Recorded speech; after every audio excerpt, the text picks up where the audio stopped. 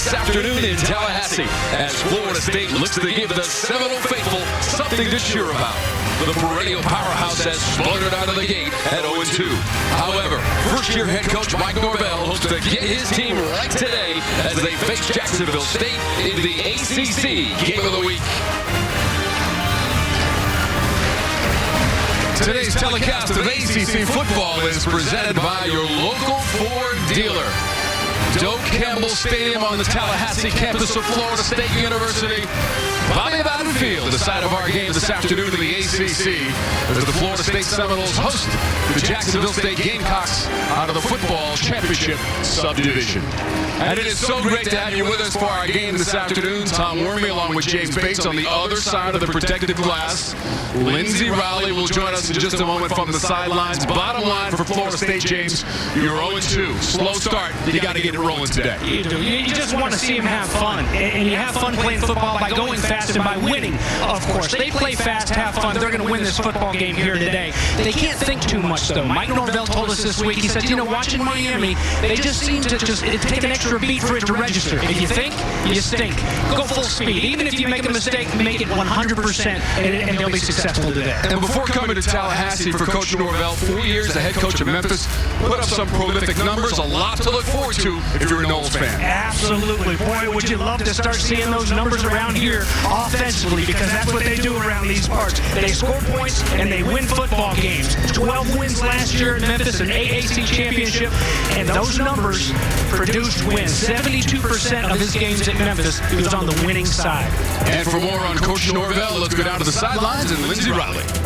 Thanks, Tom. Well, in 2020, you have to be prepared for anything, including a COVID-positive test, which is exactly what happened to Coach Norvell 2 weeks ago, forcing him to miss last week's game against Miami. I spoke with Cam McDonald earlier this week, and he said it definitely hurt their team, although he said that's no excuse for lack of performance. But Coach Norvell is the tip of their spear, and he was certainly missed. I spoke with Coach Norvell yesterday, and he told me that if the experience taught him anything, it's to not take a day for granted, because there's nothing like being out on the field with your team. Guys?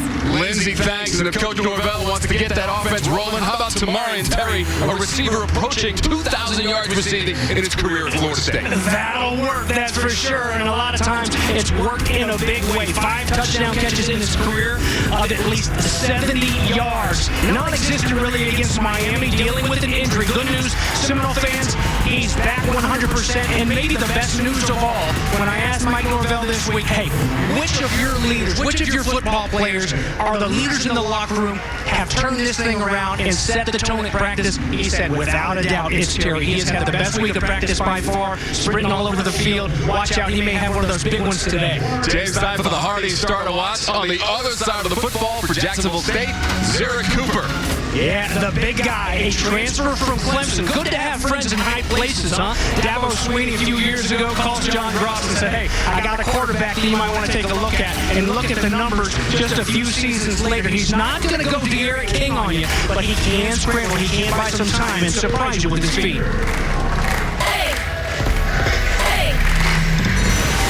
And when you see Osceola and Renegade, it's time to plant the spear at Bobby Bowden Field. One of the great traditions in all of college football. The coaches involved in our game today. We told you about Mike Norvell, first year, 5th overall, 15th year as a coach at the collegiate ranks after the 4 years of great success at Memphis, bowl games each and every year as the head coach for the Memphis Tigers. Across the way, John Gross, 7th year. He has an incredible 41-6 record in his conference, the Ohio Valley Conference. 52 years old from Asheville, Alabama. Yeah, we talked about the Seminoles, how they're used to winning football games here at Bobby Bowden Field. And that gentleman right there in that Jacksonville State program, they know all about winning football games as well. And they've given some scares to many teams in the Power 5 type subdivisions. Actually beat Georgia State back in 2013 in overtime. And they do have 5 wins against the Football Bowl subdivision. With a coin flip won by Florida State, they'll kick it away and defer to the second half. This is the first game of the season for Jacksonville State out of Jacksonville, Alabama. Just about midway between Atlanta and Birmingham as you travel west. The third all-time meeting between these two programs. They have split the previous two. And there will be no return. We'll keep it in the end zone for Jacksonville State. They went 6-6 a season ago, 3-5 in conference play. And their quarterback is Eric Cooper. 60 career touchdown passes. He'll lead the offense onto the field to get it rolling for the Gamecocks, James, in enemy territory. Yeah, and let's not forget, this is game number 1, the season opener of a shortened 4-game season for Jacksonville State here in the fall. They plan to play 7 more later in the spring. There's a look at the numbers one more time from last season. Turnovers were an issue last year. They said he's had a very good camp on the turnover front and also become more of a leader. Find out what he's all about here in 2020. Cooper wants to toss it. A reaching grab by Trey Barry, the tight end, makes the catch. Jacksonville State. Just like McDonald on the other side of the ball, you got a couple good guys there at tight end for Jacksonville State. Let's take a look, James, at today's Impact Players, brought to you by your local Toyota dealer. All right, Uriah West, they've got 4 guys they can go to in the backfield. He's probably the most complete right now. And Amari Gaynor, boy, has he been fun to watch all over the field. First couple games for the Noles this season. 2nd and 2. Gamecocks get the first down near the 40-yard line. Michael Matthews, running back, the junior from Mobile, Alabama, with the run and a first down for the Gamecocks. See, one of the 4. They'll go Uriah West, Josh Samuel, Pat Jackson, or Michael Matthews. Glad they called the number of 21 right there. Jacksonville State, a little bit of pop after that good blocking by the offensive line that's really grown up in the offseason. Thrown into the fire last year, a fresh set of downs on the opening drive. 8 times the champions in their conference. Jacksonville State brings in quite a tradition of success, especially over the last decade at the football championship subdivision level. Opening moments of our first quarter, they'll flip it forward. That's Charleston. He gets near the 45-yard line, number 19, Quan Charleston, the junior from Linden, Alabama. Nice little play to get you a few on first down. This is a team that doesn't take many tackles for loss. They've got backs and receivers in this case. Go north and south. Get me a couple right now. He does just that, puts his hands down, shoulder pads down, and 2nd down and 5. Good situation to be in for Jacksonville State. Pass incomplete. Looking for Uriah West. 20 for the Gamecocks. Emmett Rice was in the area to make the play, and it's 3rd and 5 for Jacksonville State and Coach Ross. Even on the first completion, Cooper, a little bit high and hard. Trey Barry fortunately goes up and able to pull it down. He just needs to settle down a little bit. You know, he started a lot of football games, but again, this is game number 1 of this season. In Doak Campbell Stadium, relax and make those open throws, make them easy, like you've done so many times, not only in practice but in games. Big 3rd down here now in the opening series. They'll swing it out to the left. This is going to be West. He is going to be short of the marker, and 4th down just beyond the 45 of Jacksonville State. And we'll take a moment just to apologize for some audio issues. We are working on that from Tallahassee, and it is 4th down, punting unit for Jacksonville State. I'll tell you what, Akeem Dent, fantastic job there at the cornerback spot. He may not be credited with the tackle, but he fought his receiver to keep that edge right there. His buddies made the play. Nice stop for the Noles. Helton, the deep man on the punt. Here is 5. He is spun down. They'll put the forward progress at the 6. George the Animal Steel getting down there, Tom. This is such a big part of this game. Coach Ross said we cannot give up explosive plays, especially on special teams. Well, if you're covering like that, like George the Animal Steel, you're doing all right. Good punt and an excellent job covering it. Lee, look at this. New sheriff in town, the true freshman, Tate Rodemaker. So Rodemaker, who saw action in the second half last week against Miami in the losing effort, 5 of 9 through the air, 1 interception. He threw for 47 yards. Flag came out, ball was on the turf on that snap. We were going to lose a couple. Sanders disrupting the play. defense, number 12, 5-yard penalty, repeat first down. Well, I mentioned you can't give up the explosives.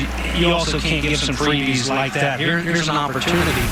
A decent snap. Rodemaker mishandles it, and you bail them out. They're going to have the ball right on their goal line. Instead, Sanders jumps the transfer from Florida, and it's first down and 5. Rodemaker, the quarterback for Florida State. Sends it out. Near the 10 and wrestled down.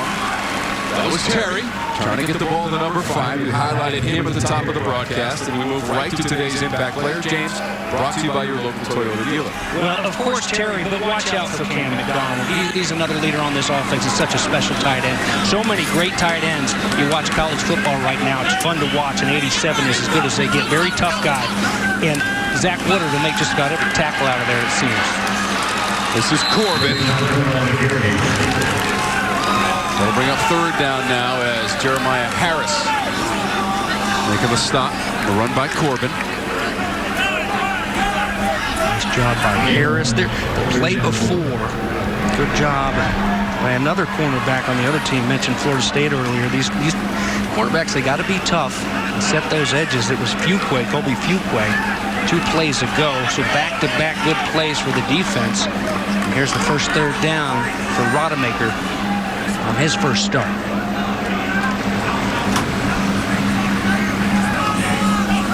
He's going to roll that pocket to his left. Throw on the run. It's intercepted, and it's in the end zone. Kobe Fuqua. You just mentioned his name, James. He intercepts the freshman quarterback and takes it into the end zone for the Gamecocks. Tom, you mentioned the action that Rodemaker got against Miami. Eyeballed a receiver in that game the whole way through and threw an interception. Defense reading and breaking on his eyes. Fuqua seemed to do the same thing right here, just out there in the flat. Rodemaker doesn't see him, throws it right to him, and it's an easy 6 for the Gamecocks.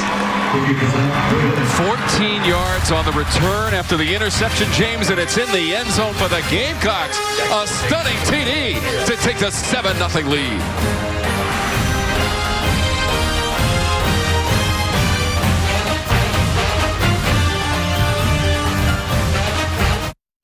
With the interception of the freshman quarterback for Florida State, Rodemaker, into the end zone. Officially a 13-yard return, 7-0. Gamecocks have the lead here in Tallahassee in the first quarter. All right, here's Fuqua, the transfer from Auburn, the former Tiger sophomore from Cordova, Alabama. And you're just going to watch the eyes and watch the roll of Rodemaker as he just drops out into the flat there on this zone, doing a good job of going up and plucking it, tucking it away, and an easy trip into the end zone for Fuqua. And John Gross, the Gamecocks, on top here in their season opener. They're on this fine October weekend.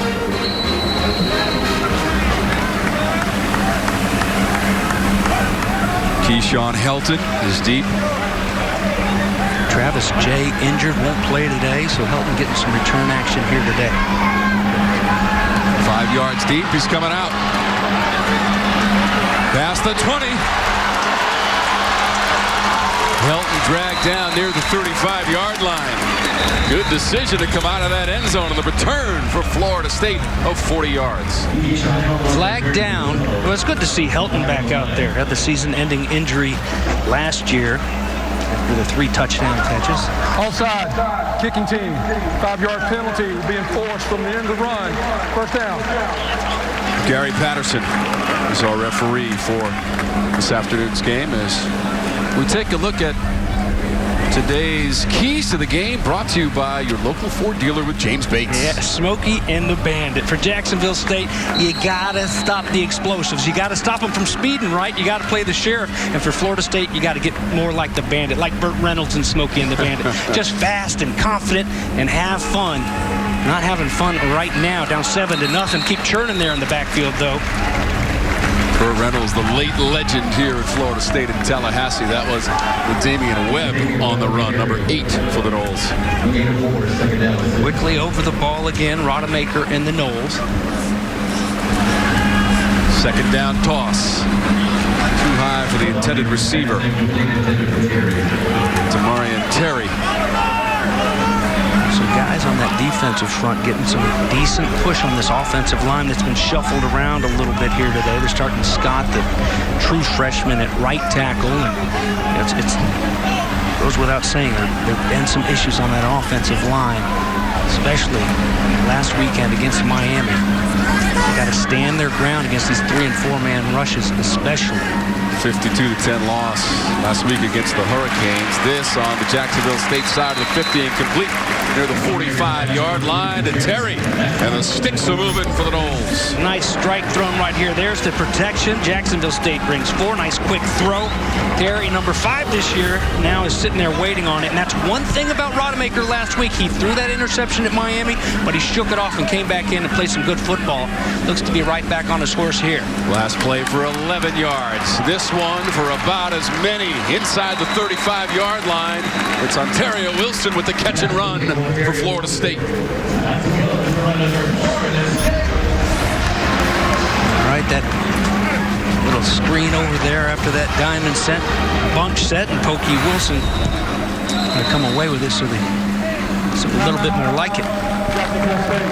That's their first time out. Consecutive 11-yard gains for Mike Norvell's team. First down and driving at the 32 of Jacksonville State, which has taken a timeout. It is 7-0 Gamecocks. Army Rangers are taught to make tough decisions under pressure. That's why I picked up an enemy grenade and threw it away from my men and was awarded the Medal of Honor. Robotic lawnmower, available at mylandroid.com. Your local Sherwin-Williams paint store. Painting questions? Ask Sherwin-Williams. And Toyota. Visit your local Toyota dealers today. Just a perfect day for college football in Tallahassee outside Doak Campbell Stadium, facility that opened up back in 1950. The Noles allowed 25% capacity for today's game. You'll hear and see those fans sitting in the stadium and watching their team drive it down the field with 9:43 to go in our first quarter. So jumping on that line. Flags follow the whistles. See what Gary Patterson has to say, our referee. Look like that, right? Offside. Defense in the neutral zone. 5-yard penalty. First down. A bit quick. That's the second time today the defensive line has been a little bit quick. That time it's Gordon, the redshirt freshman from Montgomery, Alabama. Instead, Sanders had one earlier, helping him out a little bit after that first down. Now you got another first down and 5. Rodemaker at quarterback after James Blackman started last week, going for 120 yards. Pressure on Rodemaker, and they lose a lot of yardage on that play. He got sacked. Back past the 40. The timing, you hear it so many times, that internal clock, and sometimes it just takes reps at this level and the speed that's at this level. And yeah, he played against some great competition. They're just about an hour and a half away at Valdosta High School. But still, you got to get rid of that football if your guy's not open. Good job in the secondary as well by the Gamecocks. Loss of 14 on that previous play. They'll come to the near side, try to get near that 35-yard line. Wilson on the catch. There's Fuquay. Interception return for the touchdown, only points of this game. Very active there from his outside backer position. 3rd and 15 now for Florida State. The 37 of Jacksonville State. Rodemaker. Those edges bend in. He escapes. Tries the stutter step move near the 30-yard line. Well, short of the first down. You know what? You'll take it, though. He doesn't give up the sack right there. He feels the pressure, nothing doing. Escapes one. Gets a few and makes this field goal try. a little bit easier. So Fitzgerald will try from 49 yards away. Redshirt freshman has attempted one kick this season and connected at Miami from 26 yards away. This from 49. Outside of the pipe and no good.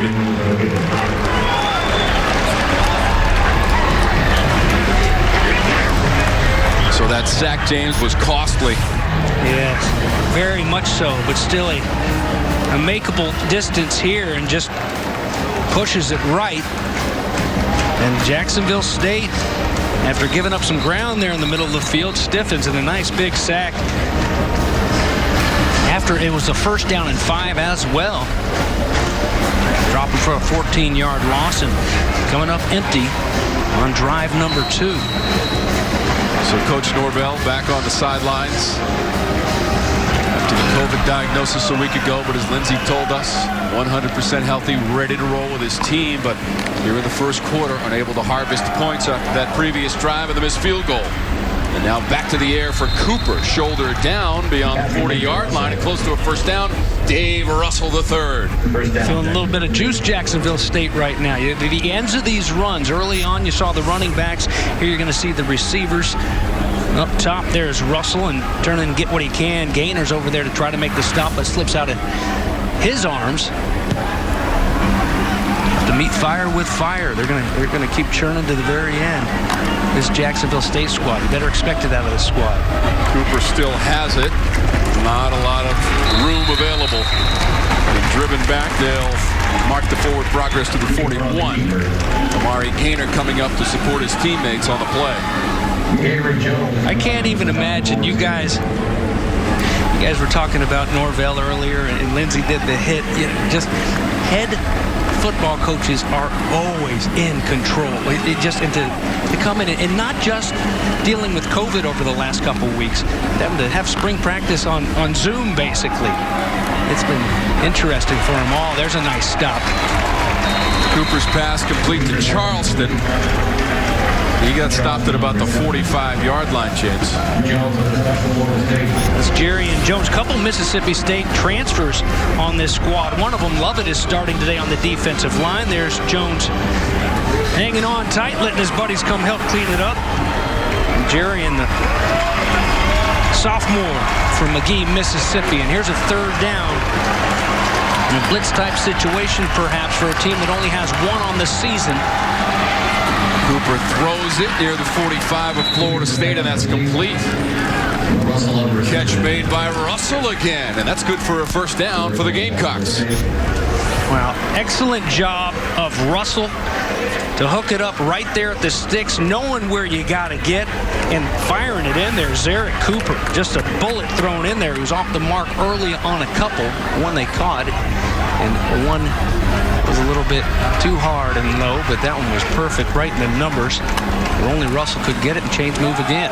Passes again, and that's complete. Trey Barry. And that's good enough for a first down at the 35 of Florida State. Let's check in with Lindsey Moore on the tight end for Jacksonville State. Yep, Zarek Cooper already using Trey Barry a lot here earlier. Trey ran into a little bit of a snag last season as he had a season-ending knee injury on the first drive of the 5th game. Spoke with Trey. It really broke his heart to not be able to finish the year, but after surgery, 8 weeks of no weight bearing on his leg, intense therapy, he's back at it. Zarek Cooper referred to him as right-hand man, and Coach Gross said, pretty sure Zarek's happy to have his security blanket back. Guys? Lindsey made the catch on the previous play for a first down, and now penalty markers are out on this play. Yeah, Again, Russell was the target, James, and Samuel back there for Florida State. Well, Samuel in perfect position, and he's too good of a cornerback not to watch those eyes. Pass interference, defense, number 26, 15-yard penalty, automatic, first down. 26 could have had pick number 3 on this. He got tangled up a little bit in there, and Russell may have had a hold on him as well. He couldn't get flipped around. Maybe that's why he's so upset there. I thought at first that he just didn't snap his head around. I don't think he could. I think he was stuck. Best cover guy for Mike Norvell. And costly penalty there, keeping this drive alive. 2 interceptions in that first game of the season against Georgia Tech for Samuel. Whistled for the infraction, ball at the 20. Around the edge on the run by Samuel towards the goal line, and in for the touchdown for Jacksonville State. Josh Samuel on the carry to the end zone for the Gamecocks. 20 yards on the run, James. An extra point away from 14-0 in the first quarter, JSU.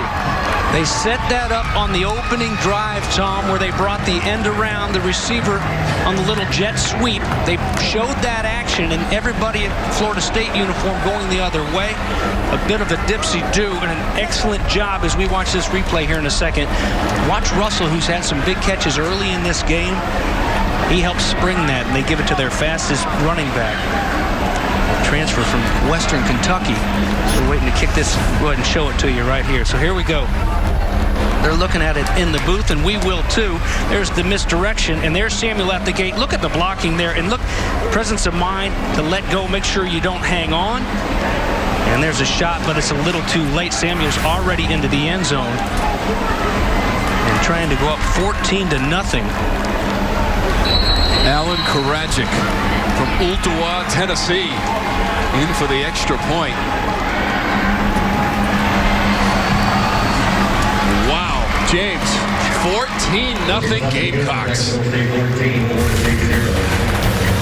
And Cooper through the air, and this time the Gamecocks on the ground. Josh Samuel, corner of the end zone, and what? 14-0 early.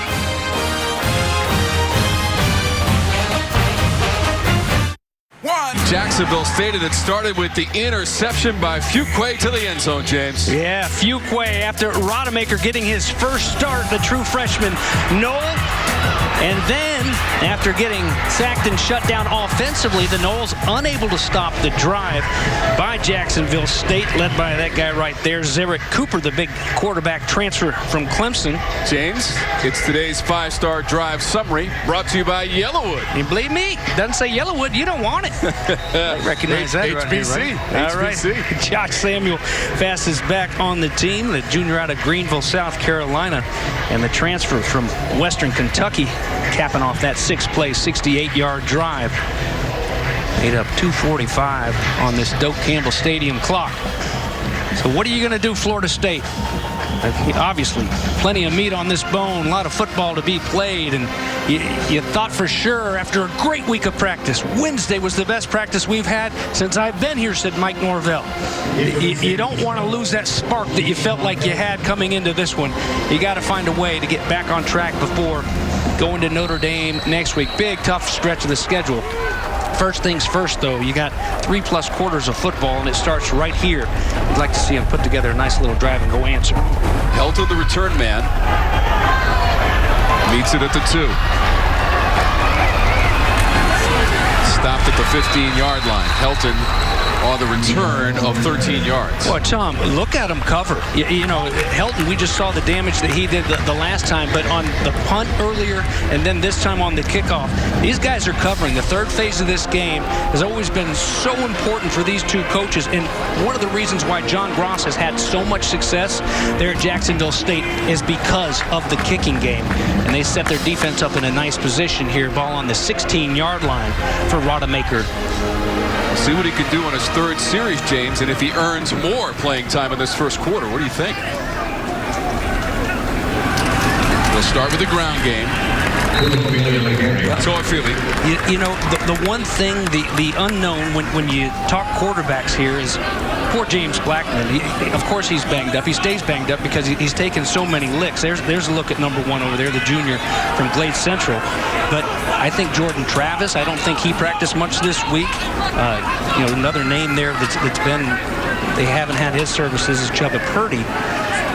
But right now, they hope that number 18 can run this show and run it smoothly. On 2nd and 7, Rodemaker has to improvise, and there's nowhere to go, and he's sacked down by the 6-yard line. Looked like Coleman and Umstead, Sanders. I'll meet you at the quarterback. Which quarterback you going to meet him at? That's the question for Noel fans. And again, we're not sure of the help, but that's this season the numbers. Jordan Travis really made some things happen against Miami, and many of them different positions. He's a very good athlete.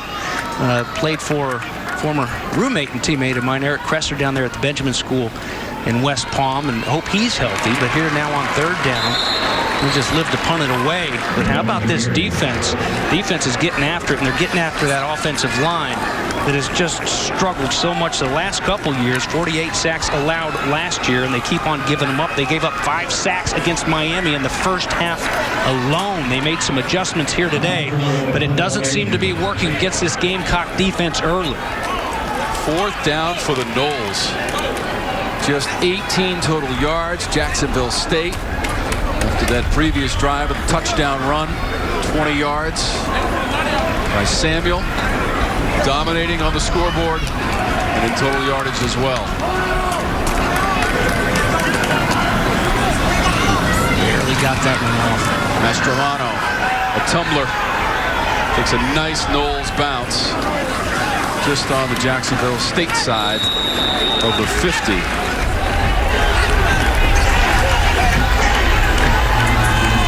And coming up tomorrow on your regional sports networks, we've got ACC women's soccer. We've got 2 games for you. We start at noon. It's Boston College at Louisville, and then Pitt at Virginia Tech to follow at 3. Soccer played at its highest level in the collegiate ranks in the ACC, in a doubleheader for you tomorrow of ACC women's soccer. 6 teams out of the conference ranked in the top 15 in the early part of this season for women's soccer, and 2 games coming up tomorrow for you. Jen Hildreth on one of those games, probably? Actually, I'm calling both of those games tomorrow. Shoot, I was hoping for Jen Hildreth. Along with Morgan Conklin. She's way cooler than you. You'll get no argument from me there. Morgan Conklin, the former Virginia Tech soccer standout, will join me tomorrow. This play, diagnosed. Florida State had it all the way this time. Good job, Kane-Doe. Welcome back, Josh Kane-Doe. Number 3 coming in there trying to chip him off, get a little bit of a block. That's Pat Jackson, the running back, but nothing doing. Got just whiffed on him. He didn't play against Miami. Boy, are they glad to have him back right now, dropping him for a 7-yard loss.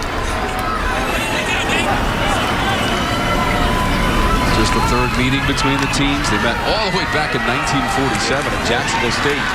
Came to Tallahassee and won 7-0 back in 1947. First year of the Florida State program. Russell not afraid to go right over the middle, knowing he's going to take a couple shots. There's 1 and 2. He keeps churning those legs. And how about that? You had 2nd down and 17, and that'll work. A lot more manageable on a 3rd down and 6. So Russell now with 3 catches for 30 yards. Cooper's 9 of 10 and 52 yards. Wants to throw it again. Has to run out of that pocket, trying to move the pile towards the 45 of Florida State. But mark it at the 46. It's still well short of the first down. And Lovett in on the play. Here you can see the coverage by Florida State. Remember on a big 3rd down just a few moments ago, they hooked up right there at those sticks. They're on top of them. You don't want to throw it underneath a couple of those guys. Not going to do much there. So Cooper decides to tuck it. And you see him fighting. This is a football team offensively.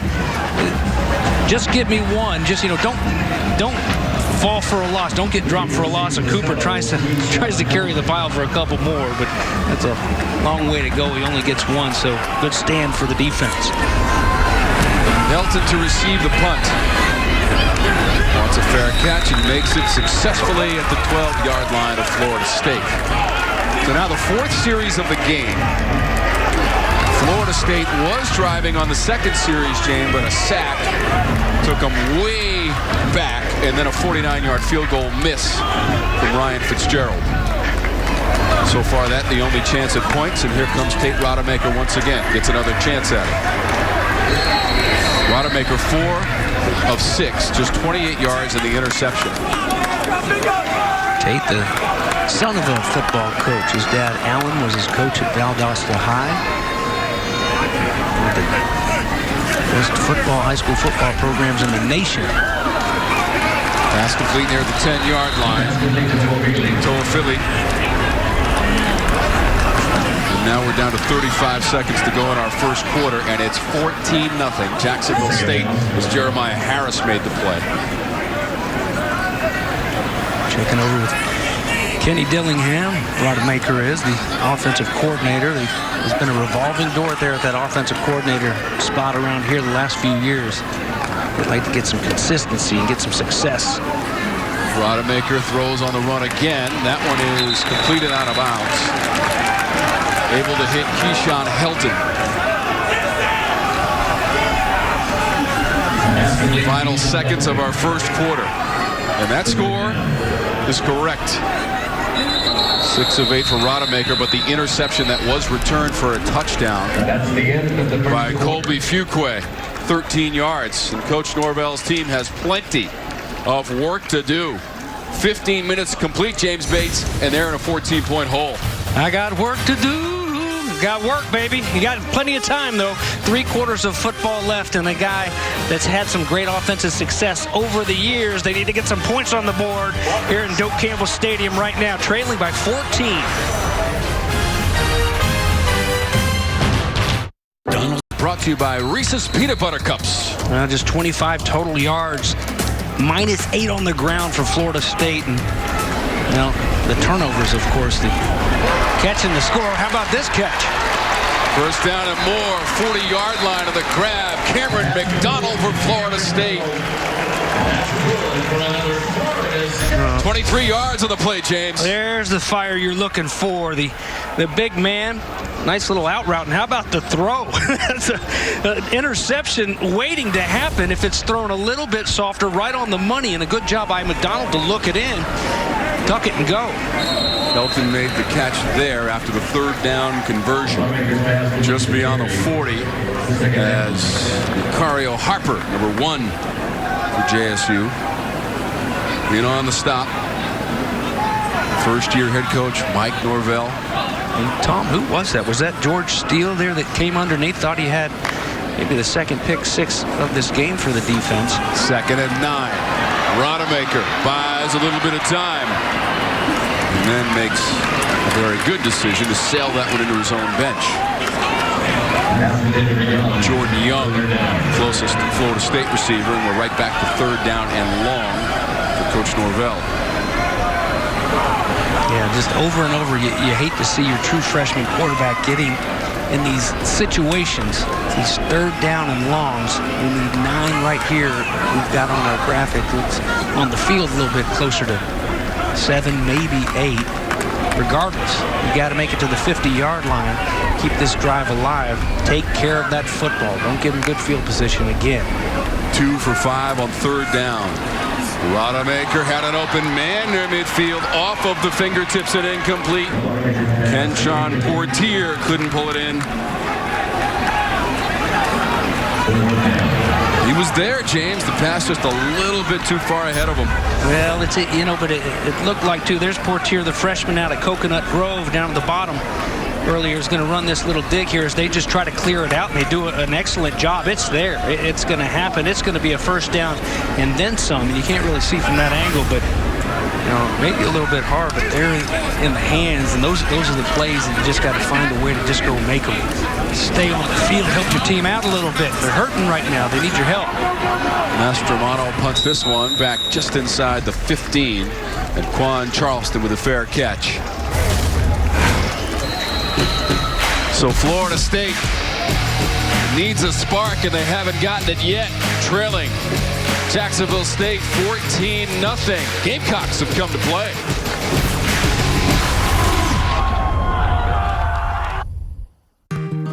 ACC football is brought to you by Yellowwood brand pressure-treated pine. If it doesn't have this yellow tag, you don't want it. Your local Ford dealer. And Z-Max Micro Lubricant.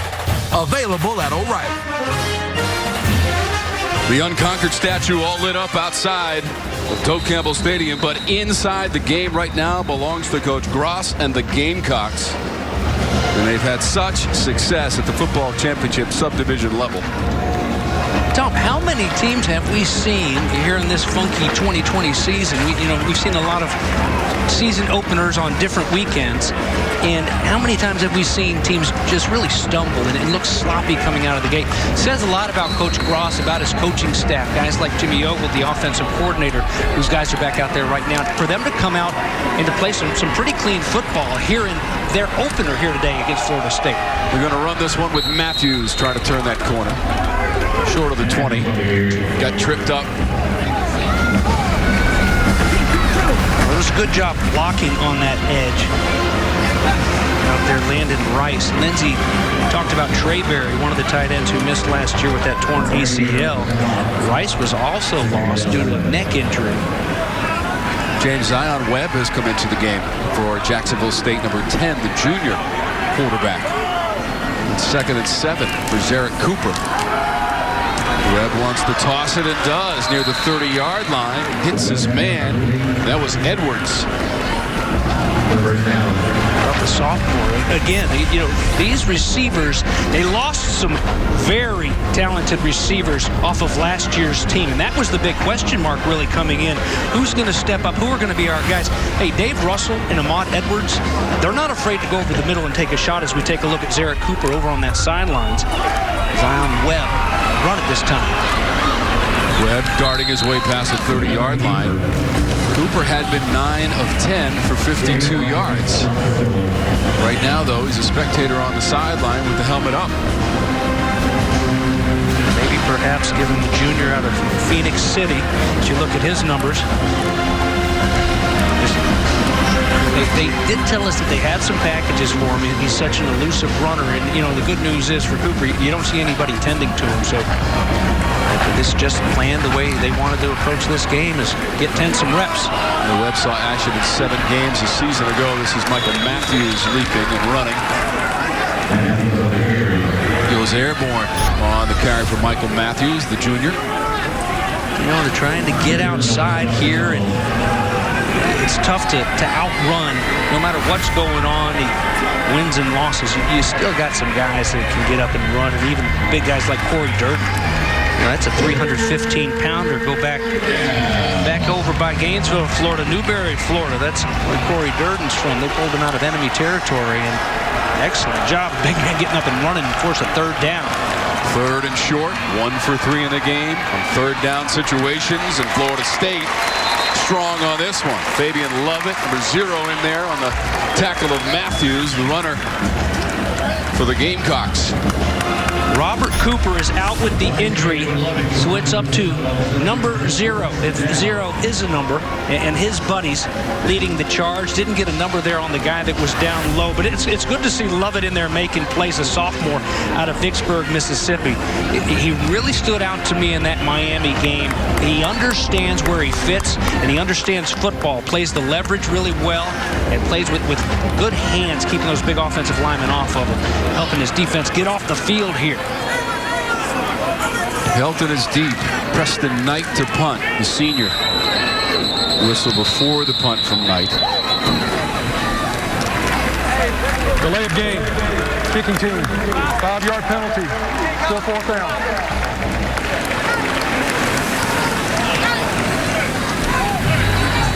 "32 years in the coaching ranks for John Gross.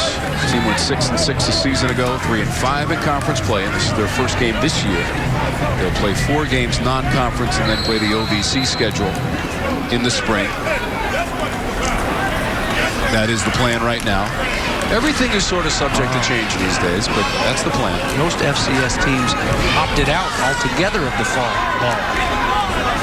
Nice job on the punt here. This is Helton. 25-yard line, kept his footing for a moment and got to the 27. So we'll take a timeout.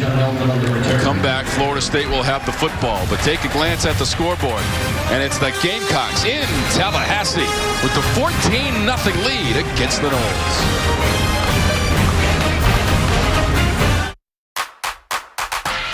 Welcome back. Jacksonville State leading Florida State 14-0. I'm Lindsay Rowley. Cam McDonald had a huge catch on the last drive for Florida State. Speaking of Cam McDonald, every week Florida State chooses one player to carry out a sledgehammer, and if they get the win, that player gets to smash a rock that has the opposing team's logo on it. Cam McDonald was chosen to carry the sledgehammer out this week. The coaches raved all week about how well he has been doing, not only performance-wise, but as a leader as well. Guys, Carrying that hammer. Bronco Mendenhall in Virginia, I think, they do that. They bust that rock as well. And well, they got some making up to do right now. Lindsey trailing with 10:34 left in the first half. And if 87 has anything to do with it, he'll be smashing that rock with the Gamecock logo on it in the locker room here at Bill Campbell Stadium. And how good will that feel if they can get it done for Mike Norvell? Would be win number 1 in Tallahassee. John Gross and the Gamecocks certainly making it tough on them so far in this game. Here's a good opportunity to chip away at it, though. Or the true freshman starting his first game. This is the 5th series and a change at quarterback. Jordan Travis keeps it and dives past the 30-yard line. The first 4 possessions, James, with Rodemaker as the quarterback. Interception, field goal, punt, and here comes Jordan Travis. Well, it's good to see Jordan out there. I wasn't sure how much we'd see of him because it didn't sound like he practiced too much this week. Banged up a little bit, as was James Blackman in that Miami game. And he can help in a big way with this offense.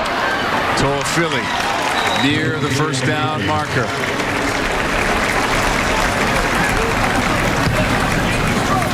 He got enough for that first down, just a little bit short by about a yard. Inside of 10 minutes to go in our second quarter. Jordan Travis had 7 carries for 52 yards in the loss at Miami. Only threw 2 passes, James, for 12 yards, completed 1, and had an interception. Well, last year, remember that debut at Boston College, first snap. Took her for 26 yards to the house. Here's a 3rd down and short that they must get. You got to be able to get 3rd and 1 if you're Florida State against Jacksonville State. Can Travis do it? Yes, he can. A little bit of freelancing there, and he was able to get the first down to the 39-yard line. That'll grease the chains, and they'll move for Coach Norvell and the Noles. Sanders had the tackle, but not before a first down.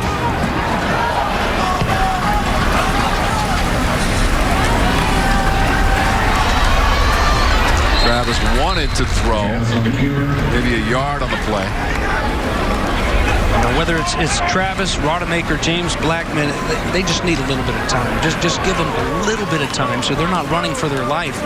You know, you get shell shock back there is what comes to mind when you watch poor James Blackman. It's just everybody's just on you right now. And earlier this season, Jordan Travis can throw the football around. I like to watch it, but you got to give him some time. This is a run for a first down. That is Webb, number 8, on the carry for Florida State, and Webb takes it 10 yards and another first down for the Seminoles. Well, and here's another guy they're glad to have back, the sophomore. The big guy's going to get up and try to move some bodies. An excellent job there in the backfield. The fellow running back picking up the block to clear the hole. That's Toa Philly. And then Webb had a great week of practice after missing that Miami game. Glad to have him back. Anthony Nesby, number 99 in white, may have come across early. Defense number 99 with contact. 5-yard penalty. First down.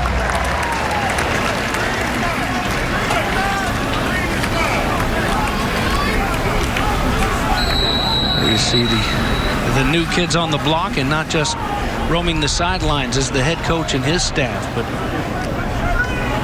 young pups for Florida State. Just over 8 minutes to go in our second quarter. 1st and 5 after the penalty against the visiting Gamecocks. Toss it out, trying to go wide with Corbin. Put the shoulder down. Fuquay came up to make the tackle. He's got the interception return for a touchdown, 13 yards in the first quarter against Rodemaker. Nice job there to fight and get off, but still a pickup in a situation after that 5-yard penalty. We've seen too much of that, the little cheapies that may not seem like a lot, but when you keep giving them 5 yards here, it certainly makes play calling a lot easier. 2nd down and 1. Maybe a shot up top. Let's see that arm. Travis, deep ball to the goal line and in for the touchdown. Travis to Helton. Touchdown Seminoles.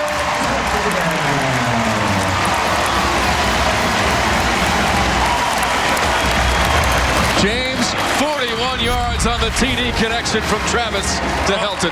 2nd and 1. Let's have a little bit of fun and let the sophomore air it out. Drops the dime in there. 2 bodies there covering the Pensacola native Keyshawn Helton, who's been returning kicks as well today. And into the end zone for the 2nd time this season. Scored a touchdown against Georgia Tech in the opener. Rolling on the field, catch and a touchdown. Previous play is under further review. So if it stands, it's the first career TD pass for Jordan Travis. Just going to take a look and see if Helton was able to break the plane and get in. Yep. Trying to get away from Darius Joyner, number 9 in white for Jacksonville State. James, that 2nd and short, I know you love that long pass right down the middle of the field, and that's exactly what the Noles went to. You know what? If the ball falls to the turf, you come up empty. Hey, 3rd and 1 again. After further review, the ruling on the field is confirmed. Touchdown. There you go, and the right play call to the right man. It seems right now for the new offensive coordinator, Kenny Dillingham. Fitzgerald to add the extra point. Longest play of the season for Florida State.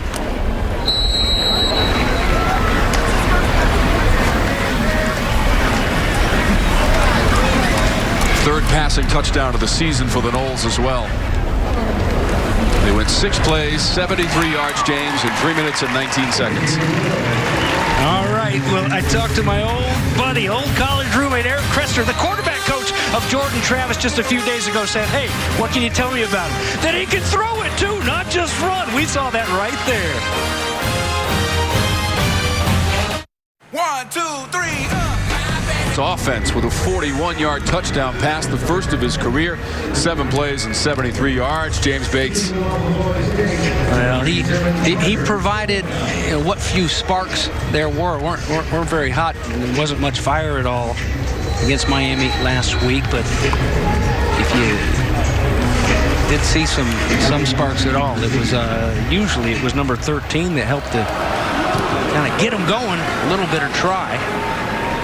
Gowdy watches this one sail into the end zone and bounce. And now a message from Bojangles. Feed the whole family with a big Bo box. It's Bo time. So what a decision by Florida State. After the play, unsportsmanlike conduct. Number 7, kicking team. The 15-yard penalty will be enforced from the 25-yard line. First down. That is number 7's first unsportsmanlike.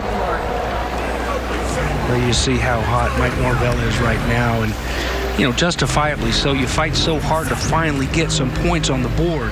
Jerry and Jones there, James. Well, and you know, and that was part of the issue, the penalties and the silly penalties. The penalties last weekend against Miami, 12 for 113 yards, and you know, and it wasn't like they were just being overly aggressive here and there. It's just some dumb penalties, and let's see if we can find it. Yeah, it's going to just catch him there in the back. A little bit of a flop, too, it seems. So Block on a defenseless player by the letter of the law. Jacksonville State goes back to Zarek Cooper. Zion Webb came in for the previous series for the Gamecocks. Now, they've done this before, James. Go back to 2010 in the season opener at Ole Miss in the SEC. They won 49-48 in double overtime. And they've won 5 games against the Football Bowl subdivision, most recently 2013 at Georgia State. That also in overtime. Cooper away from the pressure. Deep throw down by the 15 and caught. Logan McVay, number 86, fighting with the Noles in that secondary, and McVay wins the battle. wow, and not a bad job of coverage there by Fagan, Cyrus Fagan, buying time, rolling out, and then just showing you the arm strength. What a great job by McVay to just concentrate as he's falling backwards to tuck that one in. And we've seen some balls that have been beautifully thrown in this football game. A couple of them there by Cooper. Nice throw and catch, and knocking at the door one more time, the Gamecocks. 41 yards on that pass play. They'll rush it this time with West. Down near the 5-yard line. He bounced out. Inside of 6 minutes to go in our second quarter after that long pass play. Jacksonville State has just entered the CPI Security Red Zone for the Gamecocks. Jimmy Ogle, offensive coordinator. This is a program. It's about that balance. They'll put it up in the air, but they like to set it all up with a good, strong running game, whether it's West, Samuel, Matthews, or Jackson. A very balanced attack, and it's working right now. A 2nd down and 1 set up for him here on the play call. Timeout, Florida State. Knowles will take a timeout with 5.5 minutes to go in our second quarter. 2nd and short coming up for the Gamecocks. Driving and leading 14-7 in Tallahassee. What would Joe Biden's plan do for you? Families with young... ACC football is presented by CPI Security. And the James Bates Fan Club in attendance this afternoon here in Tallahassee. He says no. He's saying no, we're losing 14-7. That's the problem for the Glitter duo. He said we hate Bates. We just want to see our love Bates score. The Glitter boys, they're in the same bubble, I guess. Well, they're watching the Gamecocks. Remember in Christmas Vacation when Chevy Chase is going through those magazines and all the sap from the trees from the Christmas tree all over? That's the way glitter is at their house. Like, you just got it everywhere. It's all over the cars. I like the nice touch with the glitter on the mask, but do they have glitter underneath the masks as well, James? That's the question. Probably. Never to be answered. 2nd and 1. Cooper's 10 of 11, 93 yards through the air, including a 41 connection with McVay just a moment ago. So they need to get down close to the 5-yard line for that first down. They'll go with West. West driving towards the goal line. 2nd effort from Uriah West. 1st and goal, Gamecocks. All of these backs are right about the same size. It's not like you get much of a change-up with the 4 backs that we'll see here play for Jacksonville State. How about the pop? Fresh set of downs. Knocking on the door for the Gamecocks, trying to answer. We'll give it to West. He gets shut down. Kind of lost some yardage there.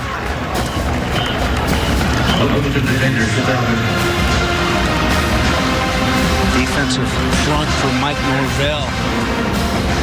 Getting down low and getting nasty and jamming up that middle. There have been so many greats on that defensive line that have come through here over the years.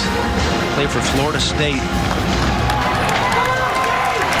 See if they can do it on back-to-back plays. 2nd and goal. Looked like Cooper trying to follow the block of West. Did the ball come out? Florida State comes away with the football. And one of the officials is signaling touchdown. Coming loose, touchdown. It is. You just heard the announcement. The plane was broken before coming loose as Cooper took it in for Jacksonville State, and then the ball was dislodged, but only after the plane of the goal line had been broken. Under further review. And pretty easy to figure out that they're going to take a look at this one, as Cooper was trying to follow the block of Uriah West right into the end zone. And Uriah West was running behind those big guys. Zach Cangelosi, the center. Cam Hill, toughest one up there. They get a nice push and get underneath those pads of the big guys up front for FSU. Can't really see anything from that angle. And remember, if we don't get a better look at it here, not going to know exactly where the ball is, but it was ruled a touchdown on the field. There's the reach right there by Cooper, James, and then it's stolen away. There's Gaynor who comes up with it. Go figure. And if we don't get another look at it, all you can think is, well, the official standing right there, that ball, it doesn't look like his body's down. Obviously crossing the plane.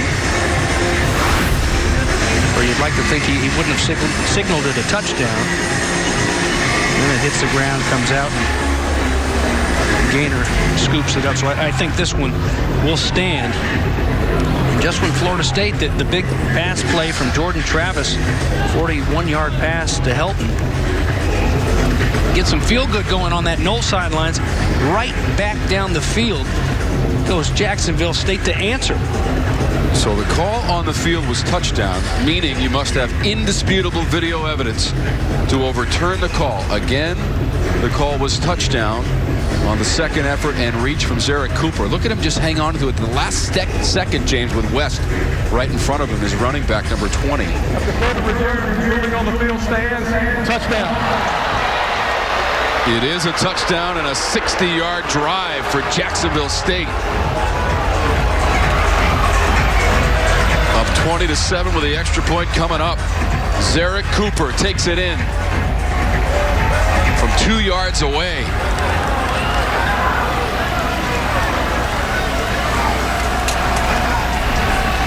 Duragic for the extra point for the Gamecocks.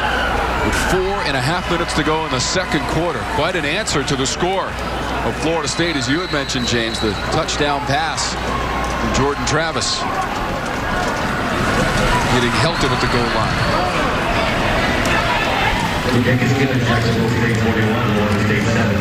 So if you're just joining us now, late in our second quarter, here's what happened. Jacksonville State got on the board first with the pick and the 6, and they took the lead, James. Yeah, Rodemaker, the true freshman from Valdosta, with the interception throw there, and then doing it offensively as well. Samuel with a 21-yard run, and just like that, it was 14-0 at the end of the first quarter for Jacksonville State. Finally, a little bit of fire from this offense. That's Helton, 41-yard pass from Jordan Travis. Hey, all right, it's 14-7, but slow down. Jacksonville State's not going anywhere. The 60-plus yard drive, a nice catch mixed in there by Logan McVeigh. And Zarek Cooper capping it off with the 2-yard touchdown run you just saw moments ago. And one thing now, Jacksonville State here, the rest of this first half and the second half, those 5 penalties, you know, if they hope to leave Tallahassee with a big upset win on this season opener here in their 4-game fall season, they got to be careful, not only with the penalties, but continue to secure that football. Don't give up any freebies. And they've been playing some pretty crisp football here today. This is Helton backtracking in the end zone. He'll stay there after the 13th career rushing touchdown from 2 yards away from Zarek Cooper to make it 21-7. Jacksonville State in front. Stunning proceedings, and keep in mind, Florida State has never lost to a team from the football championship subdivision, James. They are 25-0, and that includes the game we did last year here at Bobby Bowden Field against Alabama State, a win 49-12. You had one, if I'm not mistaken, a couple years ago that was Samford, wasn't it? Samford came in here, was going to drive for the winning points, and Florida State came up with an interception in return for a TD. And they were able to cement that victory. So there have been some close calls. Jordan Travis remains in at quarterback. He'll hand this one off. It'll be Webb. Boy, Webb, tough to bring down. You know, remember the Weeble Wobbles? Weeble Wobble, but they don't fall down. And at 5'8", 190, watch, he almost rolls out of this. But he left out there, so the hard charging Webb. A little short gain of 3 on that one. Across the 4-minute threshold here in the second quarter. Travis out of a crumbling pocket and still taken down to the 30. Couldn't find anything available. Homestead Sanders making the play defensively for the Gamecocks. And again, you know, that's a, I know it's not a sack there, but that's a coverage pressure again. They're doing a good job covering initially, and then the pressure is getting there to the quarterbacks. Travis on 3rd and 5 near the sideline, and that should be good enough for the first down. They had to get past the 35-yard line, and they do on the connection to Wilson. That's nice. Good job by Pokey to put that foot down, make sure he's in bounds, and also to break that route off where you've got a first down. So many times you see a guy that'll break it off short, and you're stopped and looking at a 4th down and 1 instead. Pass behind the intended receiver, Cameron McDonald, number 87 in garnet and gold. From Jordan Travis. Remember, Tate Rodemaker was the starter today. He was in for the first 4 series, James, and they were unproductive for FSU. Yeah, just 2 quarterbacks. It's gone to Travis. After that, 3 quarterbacks played against Miami. You throw in James Blackman, who we haven't seen today. He's on the sidelines. Blackman had 26 pass attempts against the Hurricanes and completed 16. Had 1 TD pass and an interception. This pass completed the 45-yard line. That is Wilson. There's James Blackman on the sidelines right now, number 1 for the Noles. Last week was a rough go of it for Florida State. 52-10, most points allowed in the series. 65 meetings with the Hurricanes. And that one stopped cold near the 45-yard line. Bringing up 4th and short. You know, with that read, putting it in the belly right there of Corbin, there was too much push in the middle. A great job by the defensive front of Jacksonville State. And how about this 4th and 1 staying out there? They're going for it. Jordan. Oh, this is going to be close. It is going to be very close. I think it might just be enough. He had to get past the 47. Well, it's a read again. This time, Jordan Travis keeps it, and it is just enough. He was stood up right there at the mark needed for a first down, but it's enough, and they'll move those chains. That was just a test of strength and wills right there, as Travis ran up against Tullis to get just enough for the first down. With just over 2 minutes to go in our second quarter. Jordan Travis looking and looking. Throws it near the 32. Flag is out on the play, and the catch is made. Jordan Young, the sophomore, with a juggling grab. There is a flag on the play. You're hoping it's not a push-off because the position. How about this? On the fly, throws a strike. Defense, number 1. Penalties decline. He's off for the play. First down. This is an easy throw right here, Tom. Just rolling out. And at the same time throwing it right on the money where only Young can go up and get it. He has to double catch it. He catches it nonetheless. The ruling on the field is a catch. Previous play is under further review.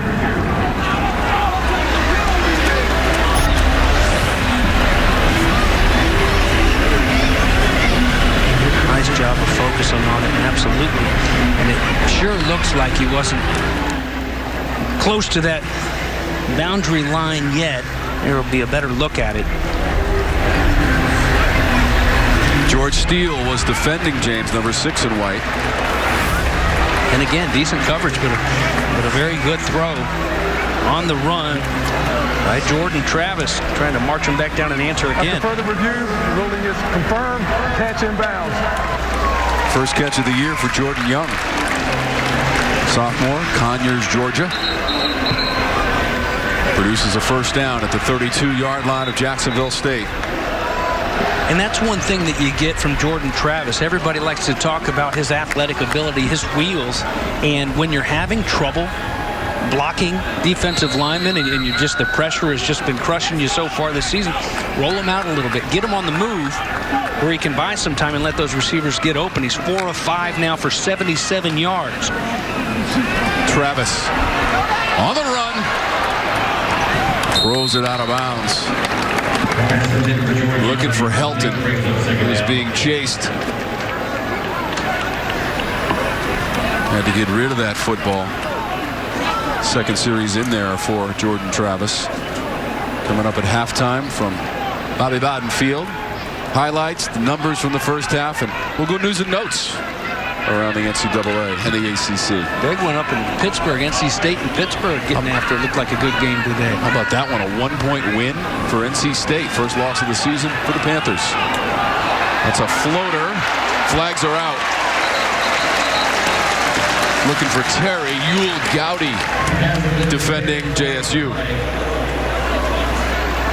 Well, Terry's a big body at 6'4", 210. Pass interference. Defense, number 7. Automatic first down at the spot of the foul. There is a player down. We'll take another look at this one here. But, you know, Gowdy, again, he's right there in the hip pocket. Man-to-man coverage running with him.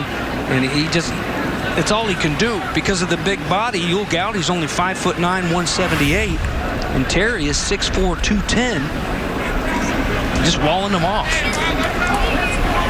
76, Darius Washington, redshirt freshman, on the natural grass surface right now here at Bobby Bowden Field, being attended to by the medical staff. I hate to see that. It's this offensive line. They switched it up a little bit. They moved some guys over, and Baselli, they moved him back in there at the left guard spot. Darius Washington starting at that left tackle, but they can't afford to lose anybody on this offensive front. Guys just trying to find their way and figure out how to help out this offense, help their quarterbacks, and hopefully he's okay. Got the right tackle. You got a true freshman starting here today in Scott.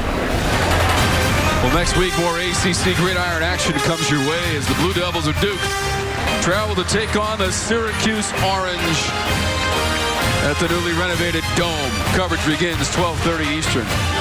Right here on your regional sports network, Fox Sports South. Check the local listings for Duke and Syracuse next week. Sean Tucker had the very first TD of the renovated Dome. Coach Dino Babers and his team get their first win of the season in that game against Georgia Tech. It's going to be the right side of your screen there. There you see late the body coming in, the Gamecock player, and rolling up on his ankle. So appears to be an ankle, and I guess that's better than anything with the knee. And that's why those offensive linemen, that's why they all have those knee braces on, because it's gonna happen. You're gonna got all those big bodies in there just rolling around. Hopefully he's okay. Speedy recovery, young man. They need you back. Looks like Chaz Neal is going to come in for Darius Washington. There's 71. Chaz Neal with 1:36 to go. It has not gone according to plan in the first half for FSU. You know what, Tom? They punch it in right here. They're down a touchdown, and they will get the ball to start the second half. So you're looking all right, but you want 7 here. You don't want 3. Down towards the 10-yard line for Corbin. Right near the line to gain. Corbin, who ran for 43 yards in the loss at Miami a week ago. It is first and goal. Former Aggie, Jay-Sean Corbin, SEC, all-SEC freshman team when he was there at A&M. Travis throws it. That's a short hop. Incomplete pass near the 15.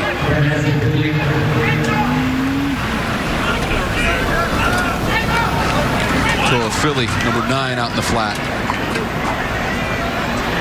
And they like using these backs in the pass game. Corbin leading the team, coming in with 11 receptions. Just had the run moments ago, and now it's a second down and goal from the 10-yard line. Corbin's got 4 carries for 15 yards. Webb leads the way with 4 carries and 19 yards. Here's Travis, a little pump to the end zone. Incomplete. Flag comes out. Cameron McDonald, the tight end, was covered by Harper, but again, a flag is thrown on the play. Pass interference. Defense, number 2. By rule, the ball will be placed at the 2-yard line. Automatic first down. Well, again, earlier we didn't envy Yul Gowdy. And here you're going to see after the little pump and beating the inside like that, that's all you can do. That's Harper just hanging on. I mean, that's a sure touchdown, so you just live to play another down. And unfortunately for Jacksonville State, it's first and goal. Trying to lunge for the goal line, coming up short. Jay-Sean Corbin, the sophomore. Now we're inside of a minute to go in the second quarter. Coming right at you, going to the ground as these Knowles try to get that edge, and good job there by Harper to step up and Try to stuff it. Touchdown. Travis behind his offensive line from short yardage. He slams it in, and it's a touchdown for Florida State.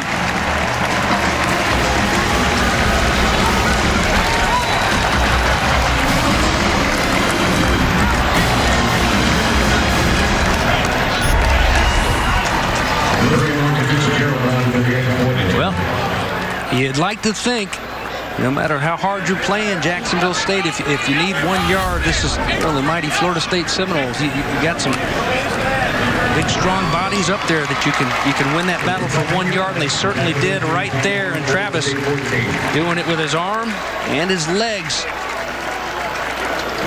getting into the end zone for the 14 points here in the first half. So Travis with the TD run. And they go 75 yards in 13 plays, just under 4 minutes on the drive for Florida State. Jordan Travis has engineered a couple of scoring drives. Did throw a 41-yard touchdown pass and just ran it in from short yardage. 1 yard away, it was no problem for Travis.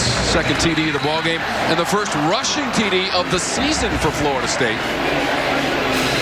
Comes from the legs of Jordan Travis. So Coach Norvell pushed the right button, James. Get Travis in there, you got 14 points. Absolutely. You know, and you hate to see Tate Rodemaker get out there for his first start and not be able to get much going. But you know what? It's time to figure out a way to move this football. And right now, it sure seems to be number 13, the sophomore from the Benjamin School down in West Palm. Fourth rushing touchdown of his career, first of the season, Jordan Travis. He and his teammates have cut the lead to 7 with 39 seconds to go in our first half.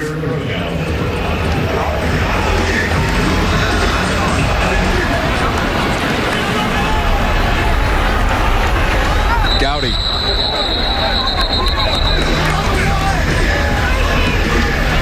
Fair catch from Gowdy.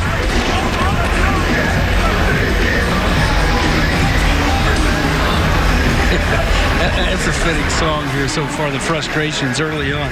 Y'all gonna make me lose my mind up in here, up in here. All right, 39 seconds. You know, most importantly, is protect that football. 2 timeouts. Florida State. Jacksonville State. Eric Cooper and company.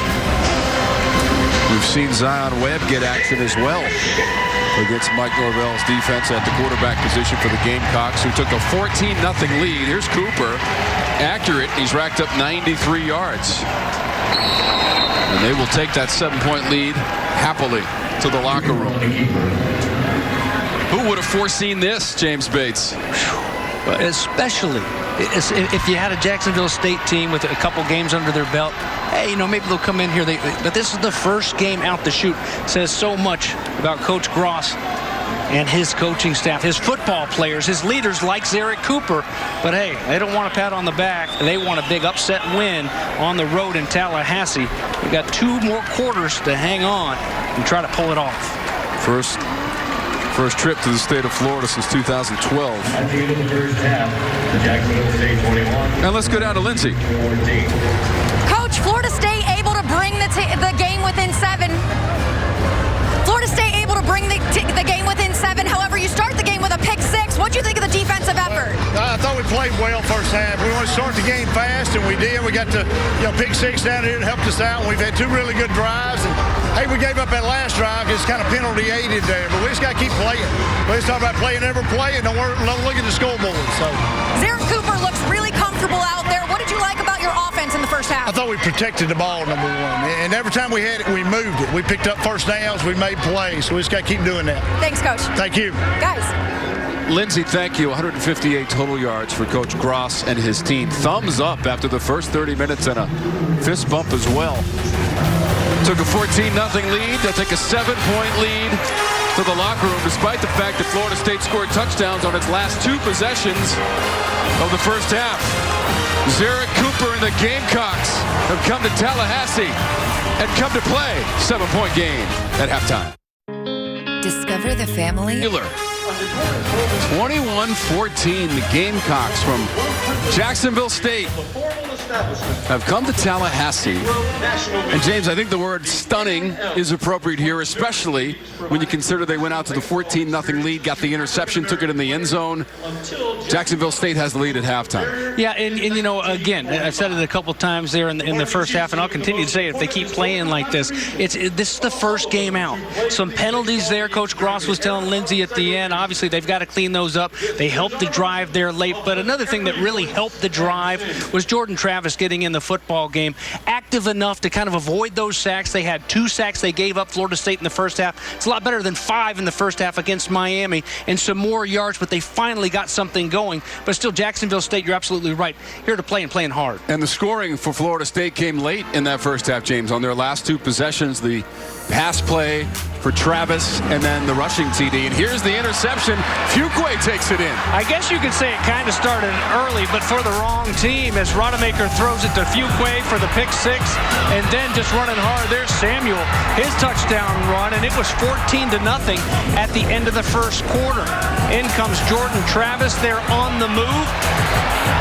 And he hits Helton, the 41-yard pass. Longest play for the Noles here this season. And Cooper and company, they go right down and answer. There's the 2-yard plunge for Cooper, play that was reviewed and ruled a touchdown after further review. And right back at you at the other end, there's Jordan Travis doing it with his legs behind the offensive line to make it a 7-point game at halftime. 4th career rushing touchdown for Travis. Here's our first half stats. They're brought to you by Liberty Mutual Insurance. Jordan Travis was 4 of 7, 77 yards, James, and the 41-yard touchdown pass. And there you see the penalties, the 7 penalties. Hopefully, if you're a Gamecock fan, don't come back to haunt you. And then how about 6.1 yards per play for the visitors from Jacksonville, Alabama? A hot finish to the first half for the Florida State Seminoles. TDs on their last 2 possessions, and they've cut the lead to 7. This is halftime from Tallahassee. 1, 2, 3. Continues, brought to you by your local Toyota dealer. There was no sparkle early on for Florida State, but they came on strong late in that first half with a couple of TDs. 21-14 is our halftime score. Tom and James socially distanced, and we've got the safety glass between us here from our broadcast position in Tallahassee. So we don't get glitter on each other. No glitter. We'll leave that to the guys who come in. By the way, 25% capacity today for the fans to come in and watch the game. 3rd of the season. Florida State is 0-2. And they are 25-0, James, against opponents out of the football championship subdivision. They trail by 7 at Jacksonville State out of the Ohio Valley Conference. But that 25-0, those are in non-COVID years. This is 2020. Right. Everything is muy loco. And so it probably shouldn't surprise anybody. And, you know, all that's going on in that Florida State Seminole locker room right now is, guys, hey, let's take a deep breath and let's get out there and let's play like we did, marching the football down the field and making some plays defensively. You know, they haven't had a lot of opportunities to go and create some turnovers. That's what I'm asking, not only on offense, who's going to make the play? Who's going to, McDonald, they've got so many weapons now that they can go to. But defensively, who's going to make that play, put the ball back in our hands, and create a spark over on the defensive side? And Terry's been relatively quiet as well in the first half, catching the football. Though Travis coming into the game, that's exactly what they needed to get something going late in that first half. Absolutely, absolutely. And it certainly looked to be that way. And so they got a little bit of feel good, chipped it down, and then they'll get the opening kickoff here in the second half. And so that's good news. But you'd like to see it obviously start a lot differently than it did at the beginning of the game, the pick 6, and give Jacksonville State a lot of credit. They do have some good secondary players, some defensive backs that can really cover at the cornerback spot, and they've done a good job. But they're also, you've seen time and time again, physically they're not as big as these guys. You see kind of the talent difference when you talk FBS and FCS. Hey, these guys can play with anyone, but they're not as big, so they can't wrap their arms around a McDonald or a Terry, so they got to hang on. Whatever it takes, just try to figure out a way to get the win if you're FSU. Yeah, okay, let's take a look at some of the storylines, James, from around the nation and the ACC.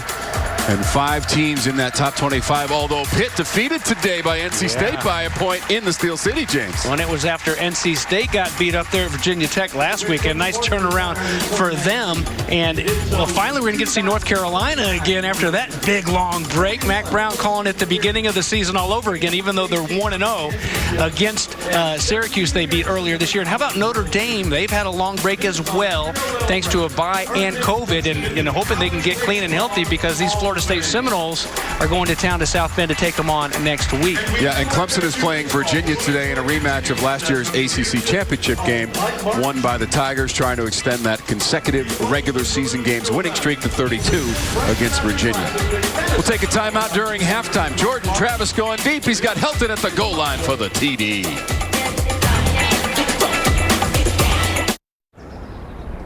Field in the first points of the game from Colby Fuquay, returning at 13 yards on the interception. It was 7-0. It's now 21-14. Halftime, JSU. For a close shave, you need to get a rake. Gamecocks up 21-14. Just moments ago, our own Lindsey Rowley catching up with the head coach of the Noles, Mike Norvell. Jordan Travis comes in the game, makes a huge impact, brings the team within 7. What have you thought of your QB so far? Obviously we didn't start the game the way that we wanted to. I thought Jordan provided with a great spark. Was a little bit banged up throughout the course of the week, but you did a great job providing a spark for the offense, and we've got to continue to play for the next 30 minutes. Jacksonville State able to move the ball pretty well in the first half. What'd you talk to your defense about in the locker room? Yeah, we just got to continue we got to finish plays. We had a couple opportunities there in their backfield. We got to get them stopped. They hit us on a couple misdirection things. We got to eliminate the explosive play and just, once again, just keep playing ball. Thanks, Coach. Thank you, man. Guys? Coach Mike Norvell, first year here in Tallahassee, 0-2, entering this matchup with Jacksonville State out of the football championship subdivision. Teams have only met twice in the history of the series, and most recently in 2009, a win for Florida State right here. Some of the scores from in and around the nation of the ACC. Florida Gators won today, James. Yeah. Coach Muschamp coming back in town. Will Muschamp, who used to roam the sidelines and coach those Florida Gators with the Gamecocks, and 0-2 for South Carolina. They lost to Tennessee. How about that Pitt-NC State game? I would have liked to have watched that one. Yep, Pitt had not lost so far this season. And then the former coach here in Tallahassee, Jimbo Fisher, on the wrong end of the 35-14 score right now in the third against Bama. More out of the SEC. North Carolina, BC. You talked about North Carolina in the layoff after the win early in the season against Syracuse. Boston College 2-0. They had to get a last-second field goal a week ago to beat Texas State. And then here on your regional sports network, we saw them in the first week of the season go on the road and defeat Duke. Well, that's another good football game going on right now. And North Carolina, you still weren't really sure what kind of UNC team you had. Sam Howell's an excellent young quarterback, but how good are they? People saying, hey, they might be better than Notre Dame as the number 2 spot in the ACC. Right now, up on Chestnut Hill, BC hanging tough with them.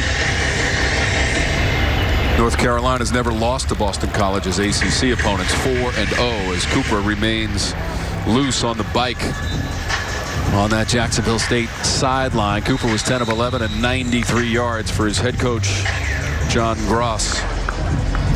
What was that locker room like, James? Up 7 points on the road in Tallahassee against the Noles. Well, business as usual. You can't get too high. You can't get too excited. And it's, hey, let's go right back out there and treat it like Coach Gross said, is a new ball game, 0-0. And let's go win the second half. And you go home victorious. Remember, this is the season opener, and this is one of 4 games being played by Jacksonville State here in the fall. They're looking to play 7 in the OVC. FCS level in the spring.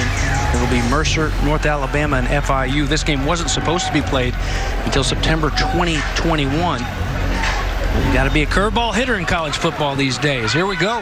Yeah, this was announced on August 6th, and they will play that matchup next year as well, as Helton comes out of the end zone to start the second half.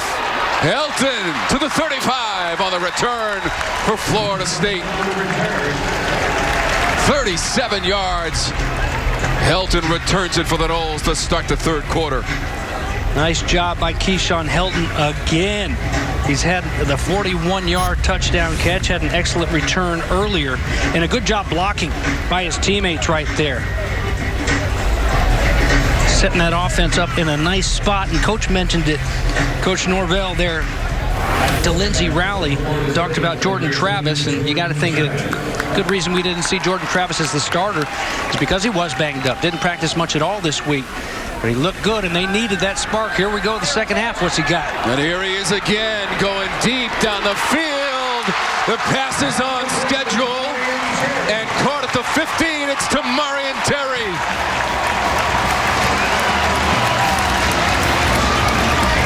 If you need a big play guy, it used to be number 15 you look for. Now it's number 5. Same guy, though. And Tamari and Terry just runs right underneath this beautifully thrown football. There's a flag down as they try to hurry up, get down there. Number 60, offense, 5-yard penalty, still first down. As far as the penalties go, it was trouble in Miami, but it was a lot cleaner in the first half for FSU. They can't start helping them out here. So look at that Terry catch. Nothing but big plays. Mentioned earlier, the 5 touchdown catches in his career of at least 70 yards. 48 yards on that long pass play to Tamari and Terry. That play along the sideline, and a helmet gets loose. It's Wilson. Yeah, no flag there, so Pokey Wilson will have to sit this next play out. And they'll get it back to that original line of scrimmage, so a 5-yard gain and a second down and 10 after that penalty. And now Florida State has just entered the CPI Security red zone on 2nd and 10. Through a hole to the 5 and spinning down to the goal line and in for the touchdown. Knowles pounded in 15 yards.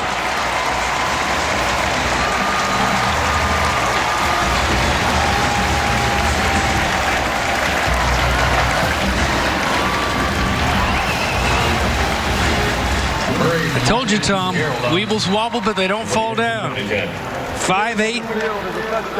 Previous play is under further review. So it was Webb who took it in, but they're going to look at this. Well, Maurice Jones-Drew type of guy. Look at him. He gets through that traffic securing the football. Are you kidding me? Maintained his balance, James. Gosh, that's pretty. He missed him in the Miami game. He was out. Coach Norvell and his offensive coordinator, Kenny Dillingham, said he had an excellent week of practice. And it's paying off for the sophomore. After further review, the ruling on the field is confirmed. Touchdown. Gary Patterson confirming the TD from LaDamian Webb, the sophomore.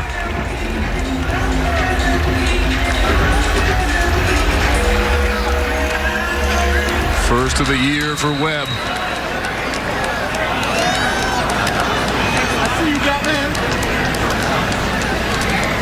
A little bit like our Sean Tucker touchdown for Syracuse. I was just thinking last that. weekend. Yep. First one in the renovated dome. First points of that game. Win for Syracuse at home against Georgia Tech. So Webb finishes off the drive with a 15-yard touchdown run. Just 3 plays and 63 yards. And Webb with the finishing touches. He is not going down. Kept his balance and his poise and powers in for FSU, and we're tied. Now security. All tied up at 21. Florida State has scored touchdowns on its last 3 possessions. 2 late in the second quarter and their first here in the third.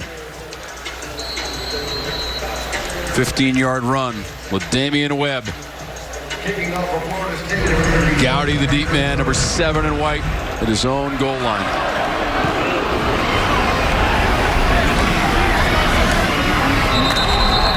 Ball into the end zone for Gowdy.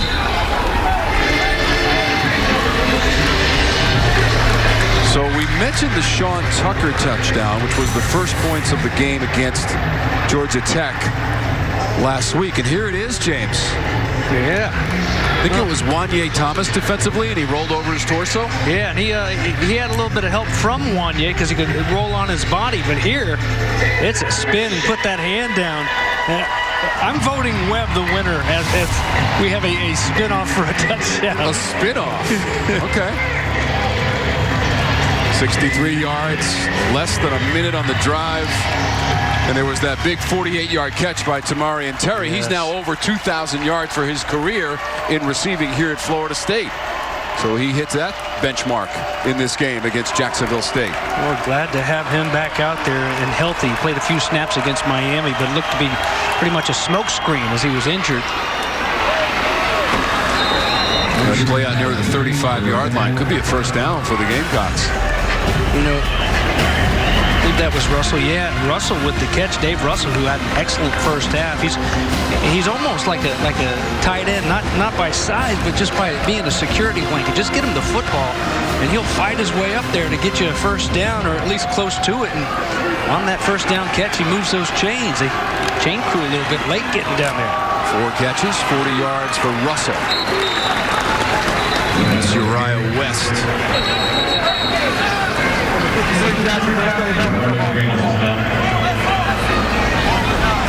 That was on purpose. If you got hair like that, it doesn't come off on accident. What?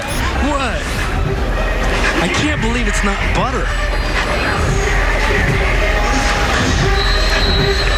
See Green with the low tackle there after the 3-yard gain. 2nd and 8 for the Gamecocks of Jacksonville State.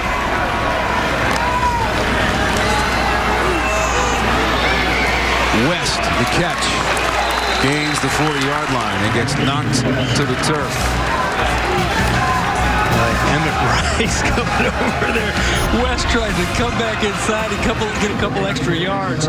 And watch him flow. Watch him get over there. And an excellent job. I don't blame you at all, Akeem Dent, who did a really good job earlier taking on a receiver at the cornerback spot. But hey, if you don't have to deal with those big 300-pounders, don't, man.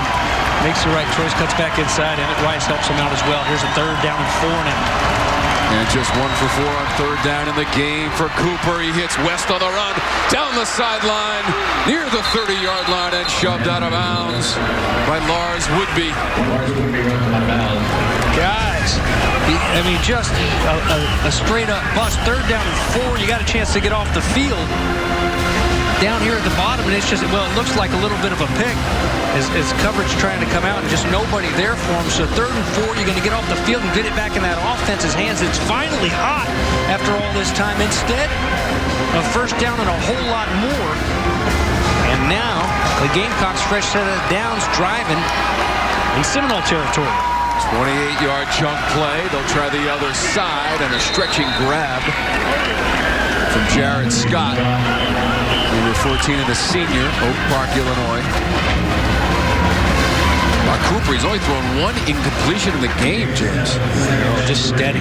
Just steady and running this show. And it started, even if the guy he missed earlier, it was just his 2nd throw of the game, I believe. And just, you know, like everybody else, even if you've been the starter there for 3 years, opening game, going to have a few throws to get lathered up and get ready. And since then, he's been perfect. Last 2 years for Cooper, he's thrown over 3,000 yards in both 2018 and 19. Wants the end zone. One-handed grab attempt by Ahmad Edwards, and there's a penalty marker. You think when you come up and your shoulder pads are hanging out like that, somebody's been pulling on your jersey. I can't believe it was only one official that claimed to see it. You put it up there and pass interference. Defense, number 8. 15-yard penalty. Automatic. First down. Bernardo Green with a fistful of jersey. As Ahmad Edwards, the sophomore, tried to reach for that one. Flagged for the infraction. The ball was thrown in the right spot. As a receiver now, you got to give yourself enough cushion, enough padding away from that sideline to where you can give your quarterback a chance to drop that in there and still make the throw. It's that spot where only the quarterback can hit you. So a fresh set of downs. Seminoles helping out now with the drive. They swallow up the run game. Josh Samuel. Well, there's the first time we've heard Marvin Wilson's name called here. He was out the first half. Remember, had the targeting against Miami, so missed the second half of that game and in the first half of this game. The preseason All-American, who actually missed the last 4 games of 2019 after his 44-tackle, 5-sack performance. Want those field goals against Georgia Tech. You're glad to have number 21 back in there in the middle of that D-line. 142 yards for Cooper. 2nd and goal. It's passed and complete. 9 was Edwards. Edwards just lost his footing and coming out of the break. Falls down. Jacksonville State lucky enough to that one goes right up on your couch. Hot potato. 2 for 5 on 3rd down in the game for Coach Gross and the Gamecocks. He's got a true freshman kicker who's been solid on his 3 extra points. They're hoping to get in that paint, though, and answer a touchdown with a touchdown instead of a field goal attempt. Cooper has to improvise. Gets taken out of bounds by Emmett Rice, number 1 in garnet and gold.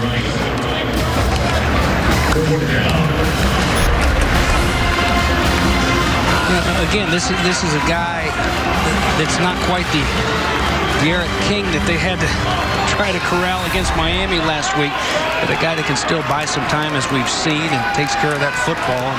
Not enough right there, so a good stand, albeit down near the goal line for this Florida State defense. Here's a hard angle for a kicker. First chance for Karadzic this season, 21 yards away. The snap was not perfect. The kick was excellent. 24-21. Jacksonville State drives it down and gets the field goal from Karadzic. Knocks it through. Gamecocks have taken the lead right back. Every time I started. By Blue Cross and Blue Shield of North Carolina. We resolve to help North Carolina stay healthy. Bojangles, it's bow time. And your local Chevy dealer, Georgia Drive Chevy. The Jameis Winston Heisman, one of 3 in Florida State history. Charlie Ward in '93, Chris Wenke in 2000, and Jameis Winston, part of that 2013 National Championship team and the MVP of the BCS National Championship game. Right before the advent of the playoff college football. It's going to be interesting as new conferences starting to join the fray. ACC came out of the gate strong. There have been some adjustments made to the scheduling, obviously. But some other teams have joined the national picture. Florida State trying to just get a win. First one for their first-year head coach, Mike Norvell, with Keyshawn Helton to return. 3 returns for 87 yards in the game for Helton. He's averaging 29 yards on returns. And he hasn't been bashful about coming out of the end zone. This is not a problem as he straddled the goal line. He's past the 20, refusing to go down. Battering his way, 22-yard line. Keyshawn Helton, impressive in the kick return game today for Florida State. I felt like rolling the dice a little bit there. John Gross deciding to kick it to him one more time. You know, a couple times we've seen he's just been one missed tackle away from taking it to the house and playing with fire, and they do an excellent job. His guys respond. They go down there and drop him right at the 22-yard line. And Jordan Travis and company got to go retake that lead now.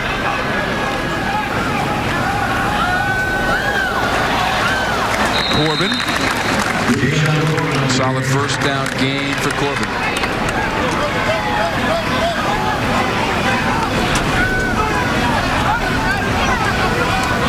Last 3 possessions for Florida State have ended in touchdowns. That coincides with Jordan Travis coming into the game for the freshman, Tate Rodemaker, who started and played 4 series. That is Corbin once again with a 0 call. An official number in college football this season, James, 0. That's right. DJ Coleman, good job penetrating there on that last play and forces 3rd and short.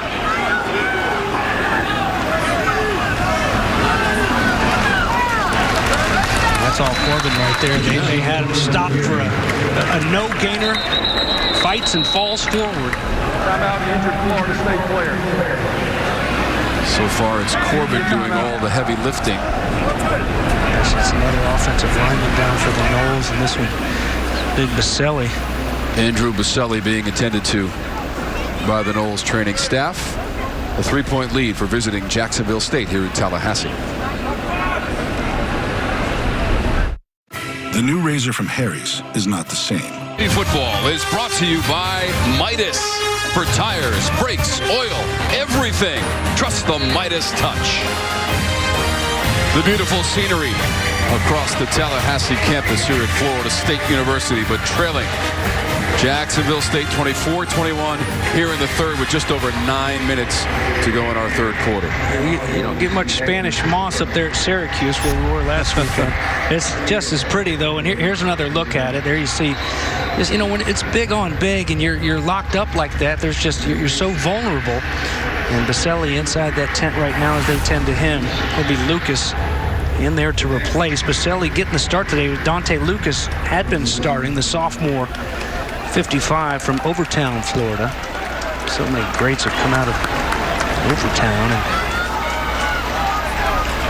Dante Lucas, a sophomore, 6'3", 315. So a first down gained by Corbin. Through all that, there will be a fresh set of downs here for Jordan Travis.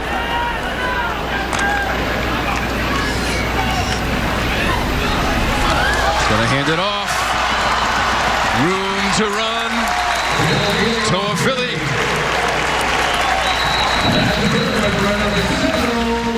Timeout, injured Jacksonville State player. 24 yards on the run. Jackson Luttrell. That's the competition that you create there in that running back room, and it's a good thing to have. And look at our guy, Cam McDonald's going to come around here and lead the way for the freshman. Interior line does a really good job of opening up the hole. And Toa Philly, who made his FSU debut against Miami last week, had 64 yards and 3 catches. Also Corbin.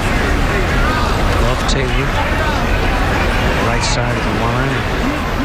Here you see also there in the mix, Jackson Luttrell, freshman All-American.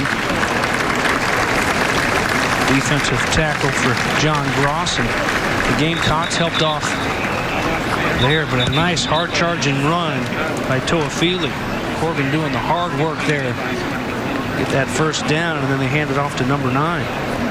We've also seen LaDamian Webb run really hard.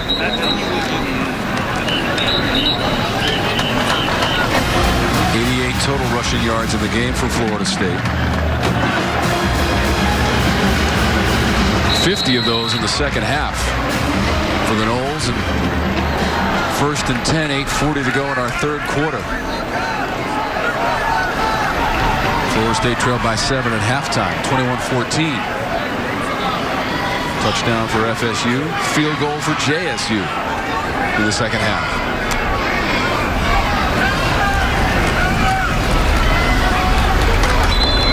Webb. He's got a touchdown run in this game, James. You just mentioned. Third quarter, he ran it for 15 yards and kept his footing and got to the end zone for FSU. At the time, tying the game at 21. One of the prettier 15-yard runs you'll see, too.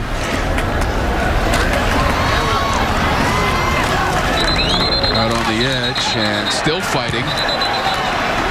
That was Tamarian Terry, number 5. Terry got a little feisty there at the end of that run. Refusing to go down. A little bit late coming over there to make sure he's dropped it. Now we've got another player bound up here. It's number 10, Jarquez Payton. Here's a guy, too, that, what a shame. He's had back problems for the last couple years, missed all of last year. And actually, he talked with Coach Gross and thought about quitting.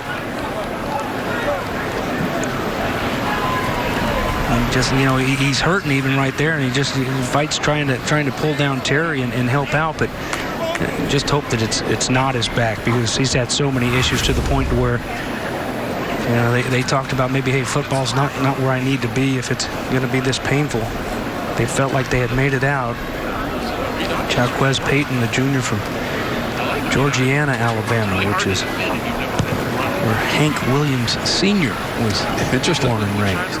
While we have a moment, James, next week more ACC gridiron action comes your way as the Blue Devils of Duke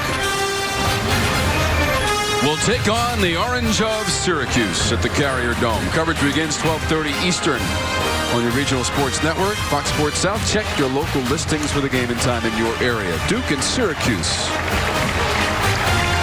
And Sean Tucker, we showed you that run as we compared that to the run of LaDamian Webb, as they both were able to keep their balance and get to the end zone for their respective teams. Dino Babers and the Orange getting that win against Georgia Tech. Duke, by the way, in a close one right now in the third, James, trailing Virginia Tech, and that's in Durham 17-14. And the Orange have the week off. Wake Forest also posted a victory on Friday, 66-14. That against Campbell to start the ACC weekend. So 3rd and 3. Corbin. Second and third effort to get that first down. And close to the 30 for Corbin. Again, it looks like they're going to drop him for a loss as he takes the snap. Direct snap to Corbin and knifing through there and picked up a little late, but just bouncing around in there and making it work, finding a way to make it happen. A couple big first down gains by Corbin on this drive. Corbin has 9 carries in the game. This pass is complete out on the edge. And that's Ja'Kai Douglas.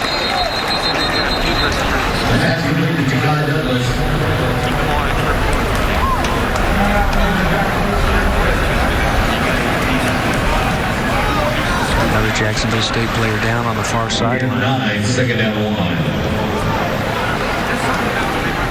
1. Second down and 1 is when Jordan Travis hit Helton for that 41-yard touchdown pass. A similar situation and a break in the action, a chance for Orvell and Dillingham to talk it over. And this, that's Harris, who is down for Jacksonville State.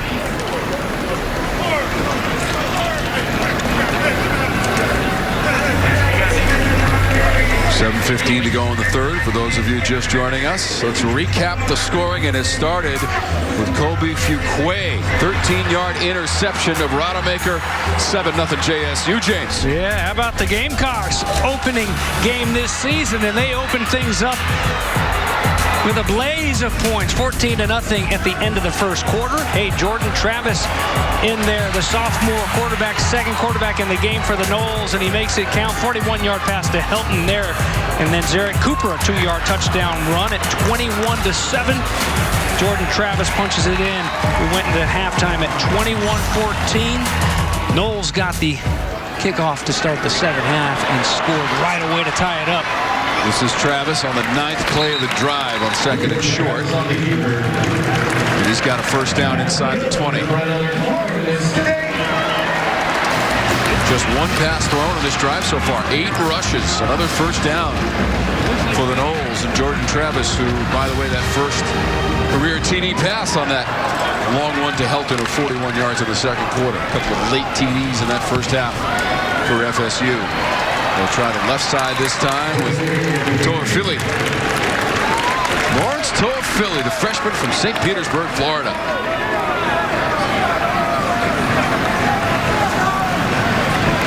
Tempo from the Noles. Travis handed that one off with 6:20 and rolling on the clock. Just chipping away at it. And, you know, it's Jacksonville State defense in this first game, and the first, you know, live game action too. You got to think on this drive, this is a defense that love to get a little bit of a breather. They got to be gassed right now. They got to find a way to hold this Seminole football team, keep them out of the end zone on 3rd and 3 again. 7 of 10 for Travis through the air, 139 yards and the touchdown to Helton. And 3rd and short. We'll toss it out. Toafili inside the 5 to the pylon and in for the touchdown. Lawrence Toafili, TD Knowles.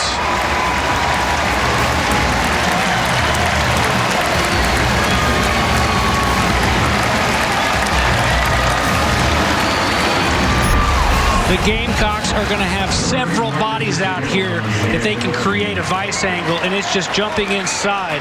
Our guy Fuqua right there, Colby Fuqua, has got to stay on that outside shoulder, but he falls for the little shake from Toafili, and a nice looking move to get outside, and then it's clear sailing into the end zone. But there were 3 Gamecocks that could have brought him down. Definitely had the numbers. Number 9 wasn't having it. And the first rushing touchdown of Toafili's career here in the 3rd from 13 yards away for the freshman.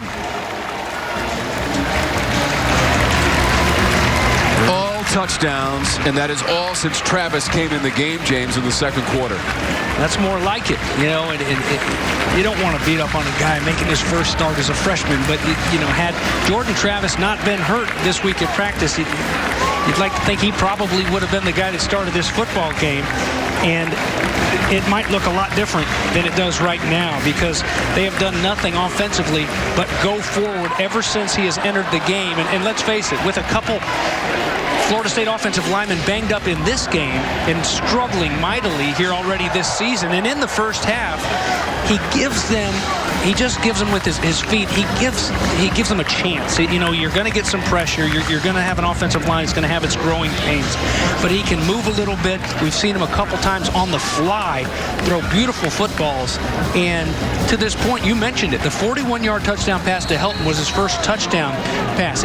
Everything, all the other damage that he has done have been with his feet. Everybody wants to talk about his feet, but he can also throw it too. And that's got to feel good seeing all those points up on the board and back-to-back drives by the Seminoles if you're an FSU fan. Fair catch from Gowdy. Toafili now 6 carries and 50 yards and that touchdown, the first of his career. And now a message from Works Landroid. Works Landroid Robotic Lawnmower. Available at mylandroid.com. The future of lawn care is here. Landroid's cutting like Toafili right there. You see him shake that soccer ball? 12 plays, 78 yards, a sustained drive for over 4 minutes, and they only threw the ball once against Coach Gross's defense. 11 rushes by Florida State on that drive, and as a team right now, they're up to 122 yards total rushing, and Toafili took it in from 13 yards away for the score and the first lead of the game right now for Florida State at 28-24. Cooper 14 of 16, 142 yards. Has not thrown a touchdown pass. A little bit behind the receiver, but caught at the 35 as we go down to Lindsay. Thanks, Tom. Zarek Cooper has looked extremely solid here today. You and James have been talking about it. I spoke with Zarek earlier this week, and he said he's really focused today on his decision-making. Offensive coordinator Jimmy Ogle said it's something that they've been working on together. Said they're really trying to focus on him knowing exactly where he's going, maybe simplifying a little bit so he can play faster. Guys? Well, it's working, Lindsay. He's been accurate and precise. Here he is again, a nice little touch pass and some good blocking outside. Talking about a quarterback in Zarek Cooper who is approaching 7,000 career passing yards and 3rd in school history at Jacksonville State. Pat Jackson on the play for the Gamecocks. We mentioned those TD passes because he only needs 1 to tie the school record, James, for a career. The school record is 61.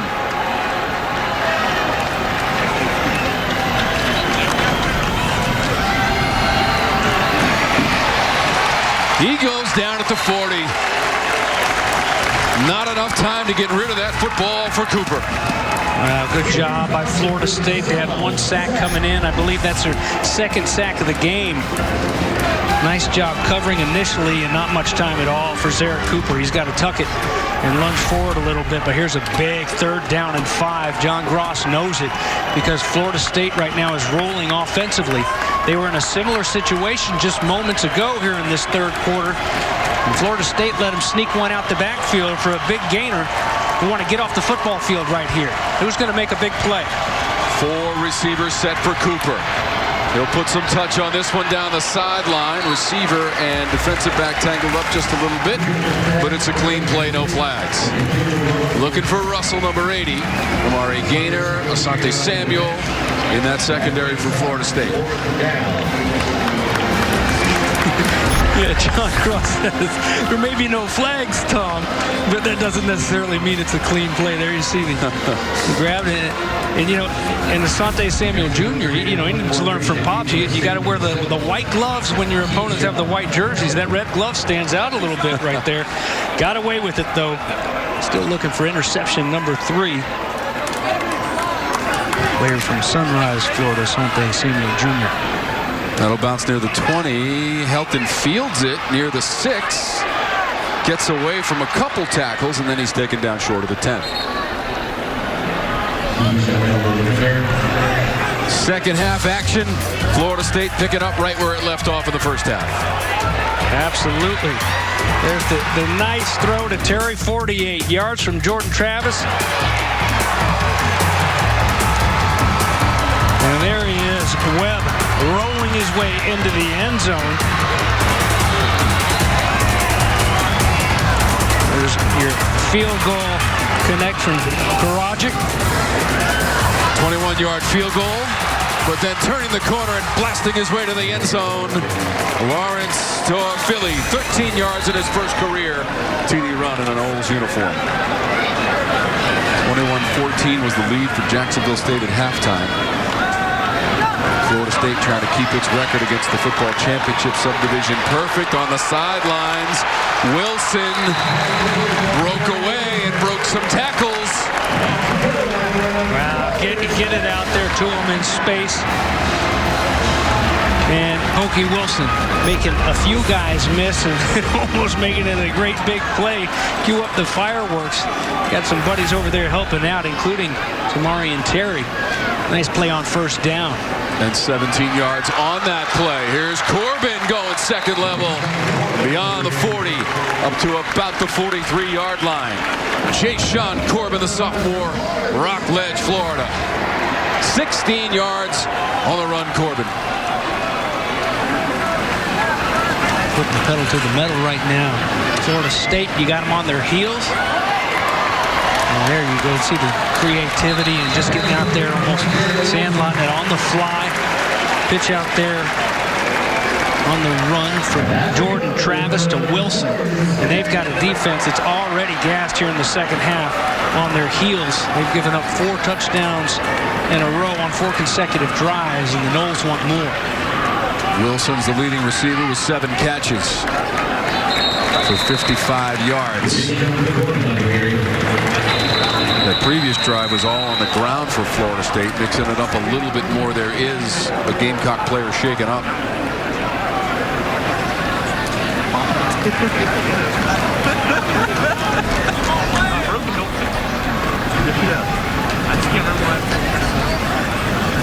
That is the 5th player to go down for the Jacksonville State defense this quarter. And they keep going after those calves, and so it's, you hope, and I hope it's the calf and not the knee, but it's a couple players before it was cramps, it seemed, and now they're, looks like with Corian West, they are looking at his knee, but it's been a rough second half for this defense, doing a whole lot of chasing. It's been an efficient drive for Florida State. 4 plays, 52 yards, plays of 17 yards, 16 yards, 12, and 7. And those are numbers that Mike Norvell has been looking for. Didn't get him early in this game. Jordan Travis, though, coming in, and as Coach Norvell told us and told Lindsay, providing that spark needed as they attend to Corian West for JSU.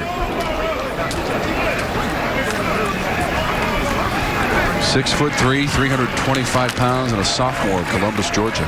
Big dude. Dude right there. There you saw the numbers in this second half, and that's more like it. You know, the only number after this rough start for Florida State and head coach Mike Norvell that matters to that gentleman right there is one win. Get that first win finally. Florida State now is up to 372 yards of total offense as West is up and trying to put some weight on that leg. 199 to 71 in total yardage in favor of Florida State for this quarter. With 2:39 to go. West will need some assistance to get to that Gamecocks sideline. Saw John Gross out there checking on his defensive lineman. This is a team that just last week, the first time they've been quarantine free. They've made it work and got here healthy in that bubble for the last week or so. This was the outfit for West in warm-ups. Trying to keep that heat in. Or intimidate the Noles. Wow. Something, but man. I don't think he wore that under his helmet. Trying to take necessary health precautions as well, perhaps, for West. That's his mask, huh? Covers everything but the nose and mouth. Hopefully we won't need one of those in Syracuse next week, James, and the temperatures will be favorable. Of course, inside the dome, it's always about 71, 72 degrees, so that's good. And they now have air conditioning. They're putting the finishing touches on that system, is what they were telling us, but yes. But since the roof is no longer supported by the vacuum, by the air, they can open the doors. That's right. To get a breeze in. That's right. All right. It's not the pressurized roof system anymore. There's many million pounds of steel support truss on that roof now. That pass is complete to Marion Terry.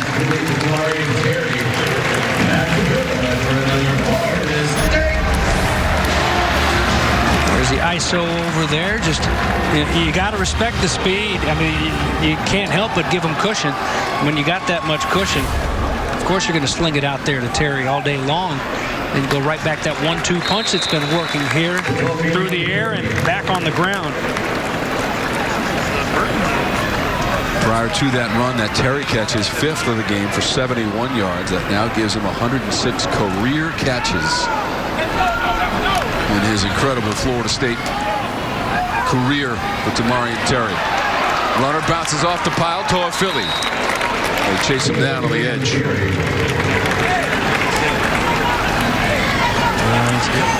Again, the individual effort. It's been a group effort that guys playing in concert that's starting to look a little bit better as they move efficiently up and down this football field. But then you've seen after the initial contact, after that initial lick, guys like Toafili refusing to go down. He was stopped for what looked like a couple of yards behind the first down marker. He refuses to drop, bounces it outside, moves those chains. Going to throw this one. Helton trying to muscle his way to the 10-yard line. And out right near the 10. A lot of high percentage passing plays for Jordan Travis on this drive, James. Well, and they're working because you've got the run working. You know, when the run works, when one thing works, everything seems to work. And you got to freeze. You can't go running out of there on a play-action pass. Jordan Travis near the 5.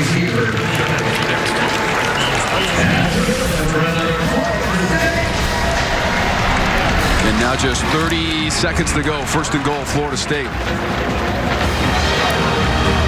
Piling up the first downs. Didn't start out as planned for the Noles. Trying to get to the pylon and diving in for the touchdown. Damian Webb for Florida State to the end zone. 6 yards on the carry from Webb.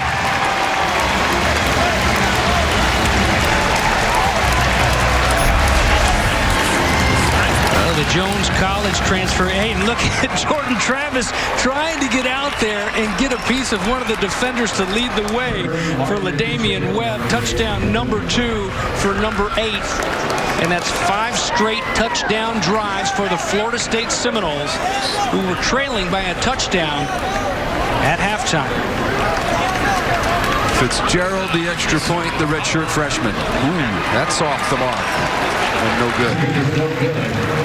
So the lead is 10 with 16 seconds to go in the third quarter. And the second TD run of the game for Webb. And there you see the hustle of Jordan Travis. He gets that pitch out there and goes and tries to hit somebody. There's the extra point that missed, and instead of an 11-point lead, it's just a 10-point lead for Toafili and the Noles. Toafili has a touchdown run, so does Webb. He's got 2 of them, and all of that scoring's in the third quarter. 5 straight drives, as James mentioned, with touchdowns. And it started with the 2 late TDs with Jordan Travis coming into the game for Florida State in the second quarter. Travis had his first career TD toss to Keyshawn Helton of 41 yards in that second quarter. And all of a sudden, that 7-point halftime lead has evaporated for Coach Gross and the Jacksonville State Gamecocks. Yeah, and you know what the beauty of it is? If you're on that coaching staff on the offensive side of the ball for FSU, Kenny Dillingham, the new offensive coordinator, there's only one football, so you got to share it, and it just creates such a good competition, a healthy competition in that running back room. When you look at 3 guys that are running so hard, and Corbin, Toafili, and Webb. Florida State, James, now up over 400 total yards in the game at 409. 231 pass, 178 rush, and a 10-point lead, 34-24. See the smiles and fist bumps over there on that sideline, and that's kind of what you expect at a place like Florida State. You got a team, an FCS team that comes rolling in here, and late in the game in the fourth quarter, you expect to see a couple of those starters over there kind of catching their breath before they got to get prepared for Notre Dame next week. Hasn't been quite as smooth early on, but they're starting to kind of get lathered up a little bit late and get some feel-good going. Now defensively, can they get off the field again? Don't let Zarek Cooper and company drive down and make this a 3-point game. Noles have won 3 of the last 4 against Notre Dame. Their opponent next week as they travel to South Bend, Notre Dame, Indiana. Could be the final play of the third quarter, final seconds. And that quarter belonging to Florida State. 10-point lead, 34-24. The Noles control the third and take the lead against Jacksonville State for the football championship subdivision. 1, 2, 3. With the lead over the Gamecocks. 236 yards here in the second half, and 3 scores. TDs on 5 straight drives with Jordan Travis at the controls for all of them. It'll be a 2nd and 3 play to start our fourth quarter for Zarek Cooper and the visiting Gamecocks from Jacksonville State. Wants to throw it. He's going down. Thought about throwing it, hung on to it on 2nd and 3. Marvin Wilson. 6'5", 305, and the senior from Houston, Texas, disrupting this play as Cooper just couldn't get rid of it, and Wilson made him pay.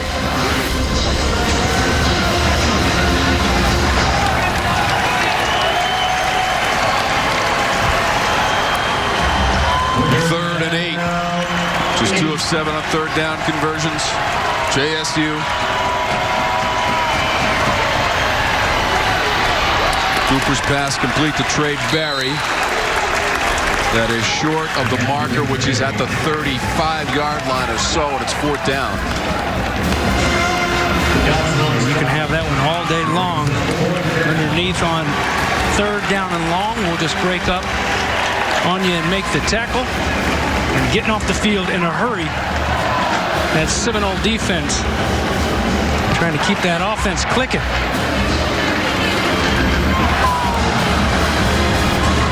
Just a flip of the switch in the second quarter and a change at the quarterback position.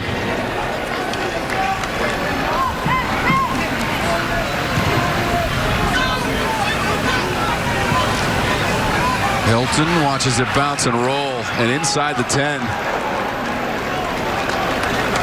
Gotten a couple nice rolls here in the second half on those punts. 61 yards on the punt from Preston Knight.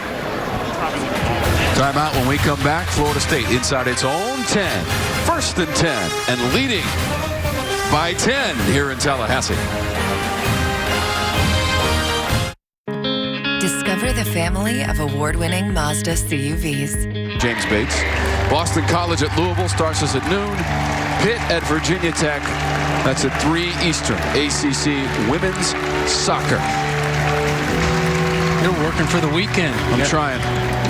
You know, we had a few months off there, so we're happy to be we're happy to be working. And again, tip of the cap to our production crew as well. That kid's a swimmer right there. I know that A-tag. That's a pretty good swim club here in town. Turned out a lot of good, talented swimmers. Got to take care of the swimmers. Sorry to cut you off. I know, James. I know. And the Marius swimmer, you got to always take care of them. They work so hard. Yep. Especially the one who's at Florida right now in your family. Talia, you know, that's really nice to have a home game, home team anyway, in the state of Florida, you know, is be able to drive over after we got to see a little orange and blue swim scrimmage, the Gator swim team, and those numbers here today. 173 for Jordan Travis, and gosh, here's another guy going down. That's number 9, Darius Joyner. Did you see that graphic, James? That's more today than combined in his first 2 years in a Florida State uniform through the air for Jordan Travis. Well, and it's his high school coach, as I mentioned earlier, you know, he'll be happy that they're giving him a chance to air it out and show off his arm a little bit. It's paying off for him. All right, let's take a quick timeout. Jordan Travis, Mike Norvell, and the Noles lead it by 10 against the Gamecocks. Want an easy way to help take care of your vehicle? Bow Moments brought to you by Bojangles. Yeah, 5 of them. Bow money, bow money, bow money. There's the nice 41-yard touchdown from Jordan Travis to Helton. And Jordan Travis on the ground. Watch the little big man. Webb spinning, rolling his way into the end zone. And over in the right corner, Lawrence Toafili on the ground. One more time with Webb, LaDamian Webb, the sophomore from Opelika, Alabama, has been very active, as has been Toafili and Corbin. And wow! Dodging a bullet, Florida State. Almost the second pick six of the game for Fuquay, Tom, who intercepted early on in the first quarter to start the scoring and ran it back to the house off the hands of Rodemaker. Oh, he almost had 2. Oh, and he knows it. What an effort to go up, knock it down, just out there in that passing lane in the window. Florida State 7 of its last 12 on third down. They've converted the last 4. But whistles stop this play from developing. It's like a timeout for Florida State. Timeout. It's first, utilized in the second half. Timeouts all around. 10-point game. 12:44 to go in the fourth from Bobby Bowden Field. Every time I start it up, it's like a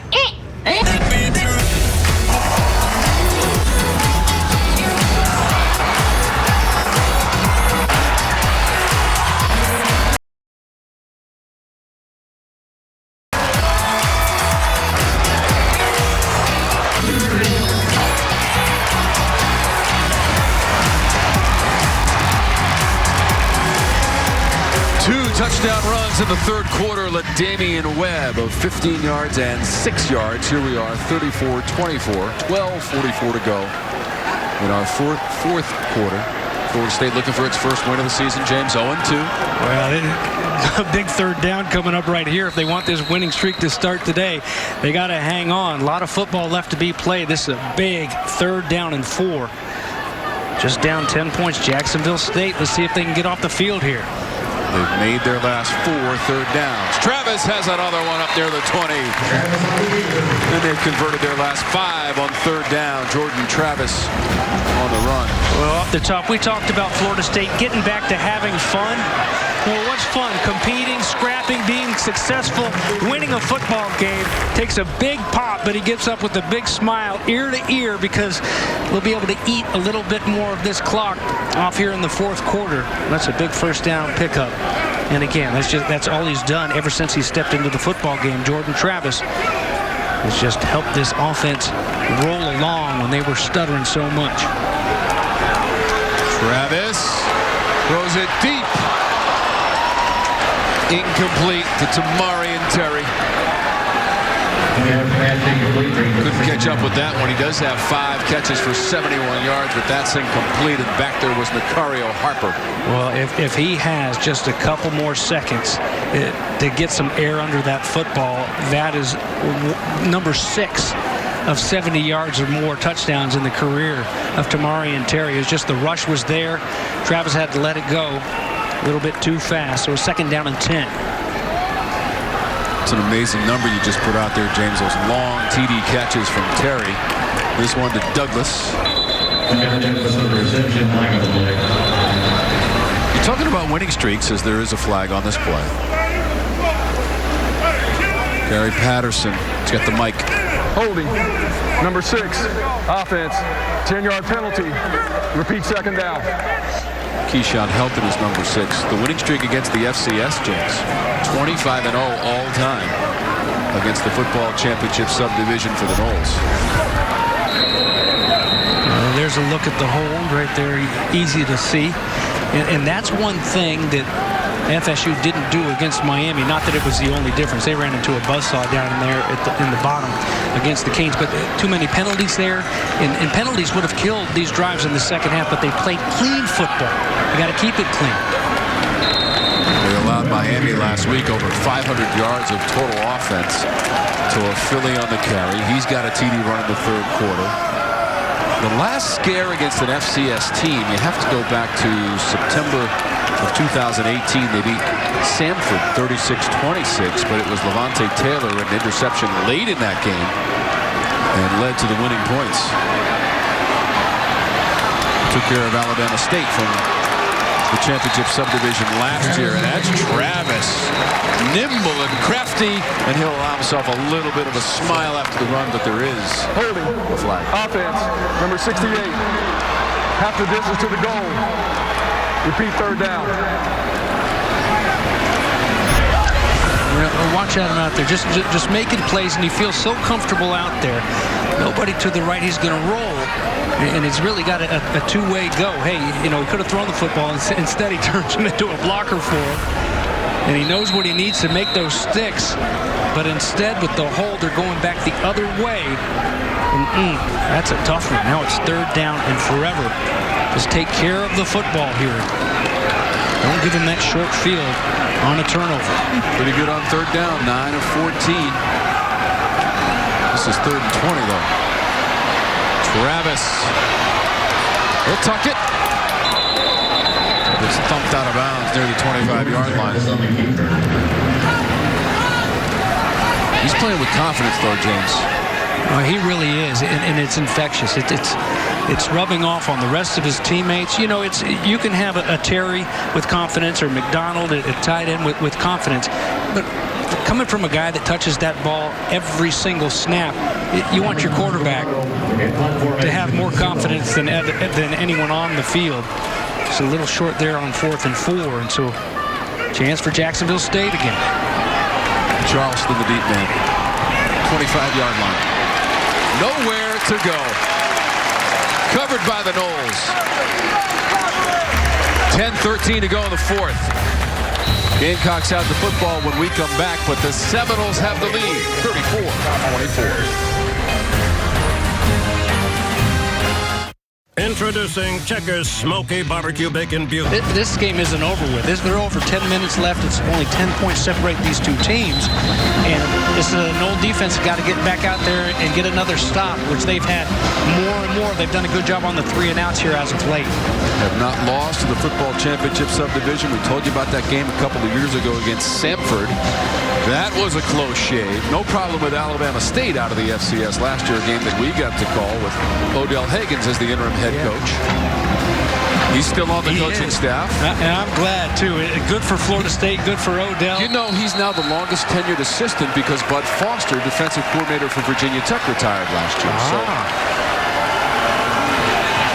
Cooper trying to get something rolling. And he'll do it on that play up the sideline. That looked like West. Odell Hagen's a big dude, though. I don't think that lunchbox that Foster carried around, that carry enough lunch for James. Jacksonville State is having its troubles with injuries here. Players continue to go down. You know, give them all the credit in the world. This is their first game of the season. P.J. Mixon, number 76.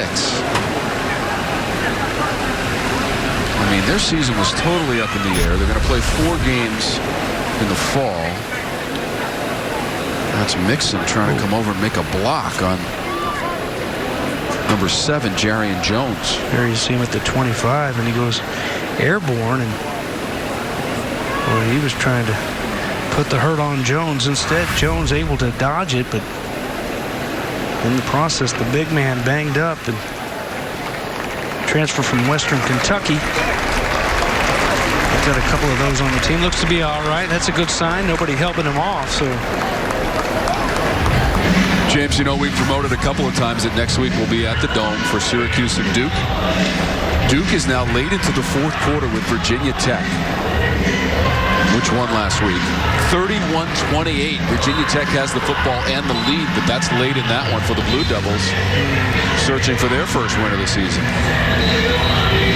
So we'll see them next week against the Orange. They're 1-2 on the season after their win against Georgia Tech last week. In this crazy season in 2020, once again, we commend everybody involved. The schools, the conference, the support staffs, the folks here in Tallahassee, and our production crew and all the stops along the way in the ACC. What an incredible job they've done so that we can play college football in 2020. I hear you, partner, and you know, and it feels good to go call it a game like we did up in the Carrier Dome last weekend, but it's even nicer to have some butts in the seats, if you will, and have some fans here and able to cheer on their Noles as they try to turn the tide. And there's a nice stop talking to turn of the tide, turning back at running back defensively for Florida State. So a 2nd down and short. Nothing doing. Let's see if they can do the same on a 3rd down and short. Just 2 of 8 on 3rd down. Cooper flush from that pocket, slides past the 40. That should be good, up to the 42 for a 1st down, Zarek Cooper. We were talking about Syracuse. Syracuse is the last team to defeat Clemson in the regular season. That was at the Carrier Dome. Cooper was in that game. He had to come in for Kelly Bryant, who was injured in that game. That's going back a ways now because Clemson's won 31 in a row and going for 32 in a row in the regular season against Virginia today. Cooper, the Clemson transfer, wants to throw. Under pressure and just got rid of that one. Late flag there in the backfield, probably a hold. Personal foul, roughing the passer, blow to the head, number 11, defense, 15-yard penalty, automatic 1st down. Janaris Robinson is number 11. I didn't see it live, but this one, hold your breath here, Seminole fans, because remember, they can go back even though they didn't call it targeting. The blow to that, okay. I mean, tough for Robinson. He already had his arms up in the air, James, and tried to steer away, but just couldn't do it. Quick conversation with his head coach. Very quick and one-sided, as they often are. Coach, I tried to steer away, but I just couldn't do it. I had to give him the Hong Kong Phooey on the neck. Letter of the law. Foul against Florida State. This a long pass down the seam, intercepted in the secondary near the 10-yard line. Asante Samuel Jr.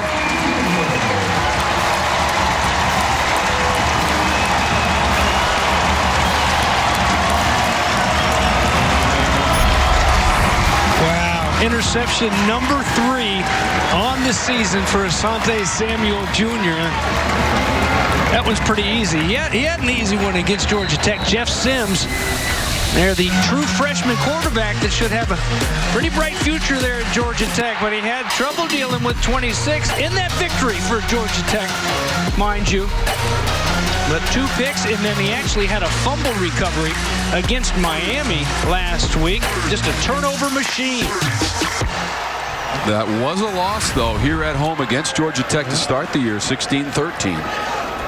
Papa Asante Samuel, 2-time Super Bowl champ, 4-time Pro Bowler, played his college ball at UCF.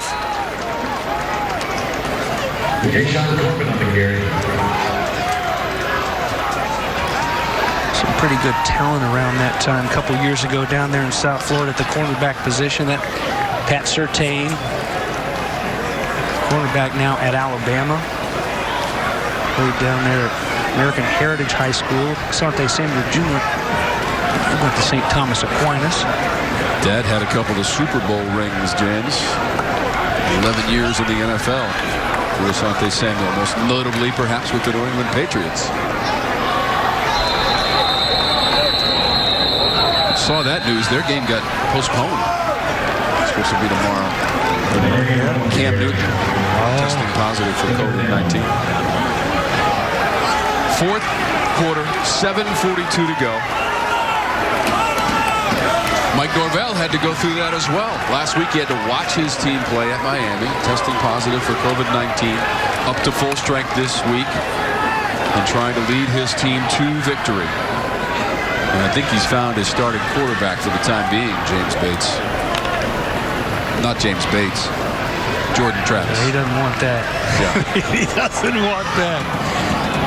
I think the folks around here remember you from 1996. Don't you think, James? Yeah. Maybe not fondly. Well, regardless, they don't want me throwing the football. And how about this, man? Jordan Travis, just gritty, just finding a way to get those chains moving. Hey, let's not flirt around with this. I mean, that's been the game changer right there for Mike Norvell. Is Jordan Travis. I mean, he knows what tradition exists here at Florida State, James. 3 times national champs. 93, 99, 2013. In the title game in the Sugar Bowl in 96 against Florida. You know, to come over here and to watch the highlights of all those wonder years here in Tallahassee, it gives me the chills. I mean, just Charlie Ward, Warwick Dunn, Derek Brooks, you know, even Sebastian Janikowski. It's like, you know, these guys, it's just fun to watch them up on the Jumbotron, and that's where they're trying to get back to. They're taking a look, make sure that he did gain the line needed for the first down. I mean, you know, just sacrificing his body, and we've seen him go out there and try to do it blocking. You know, James Blackman's dinged up a little bit, and Jordan Travis didn't practice much this week because he was hurt a little bit from the Miami game. And still, he's going hat to hat. Maybe the pride was the most thing that was hurt last week against Miami, but that is now a distant memory, and trying to establish a winning tradition this season. A good place to start against this Jacksonville State program, which had the lead early on. It was it was dicey, as they like to say. Well, it's still, this game isn't over. A 10-point game, anything can happen. But you know, with all due respect, that Miami game, I don't know if it'll ever be a distant memory. I mean, I looked at this field every time I come here. I remember the choke at Doak. We were up 31-3. They came back and tied it. And, you know, it's just those rivals, it feels so good to beat them. But unfortunately, it's one of those deals where you remember the bad times sometimes a little bit more even because it eats at you. First down stands. The official review complete, and a first down for Florida State. So Jacksonville State went up 21-7 in the second quarter. Florida State has outscored them 27-3 since that point. 34-24. 6:50 to go in our game.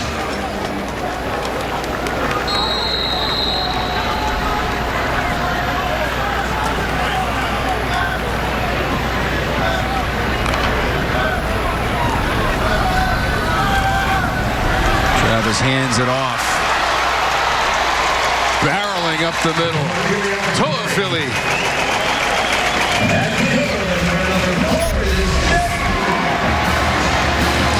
this gives this offensive line, a chance to go back and look at some things. Hey, when we're working together, when we're getting a hat on a hat, and we're moving people around, this is what we can do. And it's a pretty decent defense that they've gone up against. We saw that in the first half.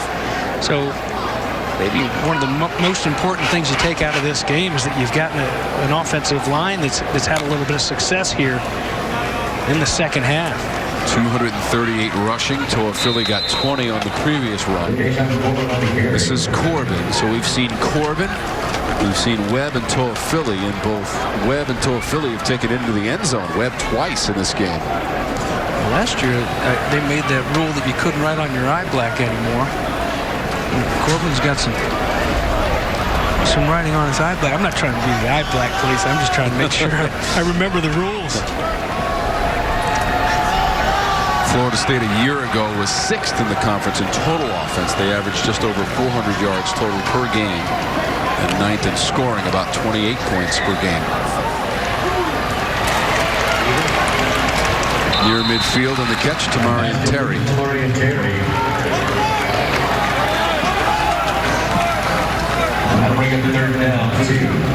Third and short after the Terry catch. Terry went crazy in the Sun Bowl at the end of the season. 9 catches, 165 yards, both career highs for Terry to close out last year in the Sun Bowl. It's so good to hear that he's had such a good week. He banged up against Miami, didn't play much in that game, and he just kind of led the charge of getting this thing turned back around. He and McDonald both had great weeks of practice. Asante Samuel Jr. Snap infraction, number 53. Offense, 5-yard penalty. Third down. Sun Bowl, unfortunately for Florida State, was a loss to Arizona State, 20-14, but their 48th bowl game in program history, starting back in 1947.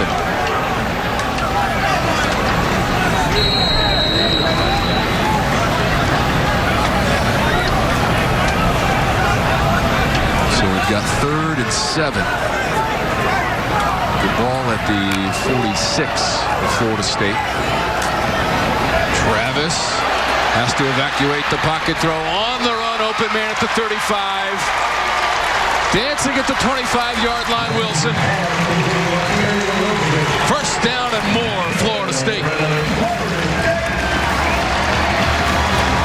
Great job. Fuqua comes on the blitz. They pick him up.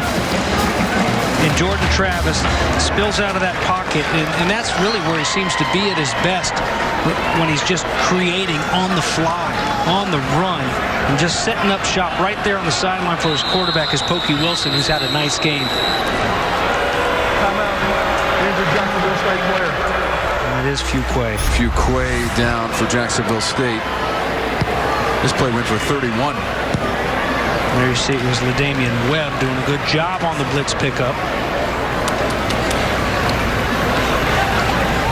Wilson making a miss. And Ontario Wilson, 7 catches, 86 yards, is the leading receiver in this game for Florida State as they check on Fuqua. Scores in and around the ACC. Told you about that NC State victory on the road at Pitt by a point. Wake Forest won on Friday night. North Carolina defeats Boston College, so North Carolina's 2-0. BC first loss of the season. And they're now in the 4th, and it's a 10-point difference. Virginia Tech and Duke. We'll see Duke next week at the Dome. And coming up at 8, Clemson and Virginia. Rematch of the ACC championship game from a season ago. Should be interesting. You know what? It's good to see here Fuqua pop up. I just got really sad, Tom, because I like going calling those games up at Boston College. And part of the reason they always have that great clam chowder in the press box. There's no way during COVID times that they're going to have soup just sitting out I don't think so. I just hope they let us into the building. Yeah. You know, we're happy to go wherever you want to send us to call ACC football this season without question. And if you can give us soup with a lid, that's just a bonus. James, no soup for you in Chestnut Hill. I know. Okay? Or anywhere. No soup for anybody, really. But that's all right. That's a minor detail. But you can't have a trail mix bar and a sanitary wipe. Yes, I'll take it gladly.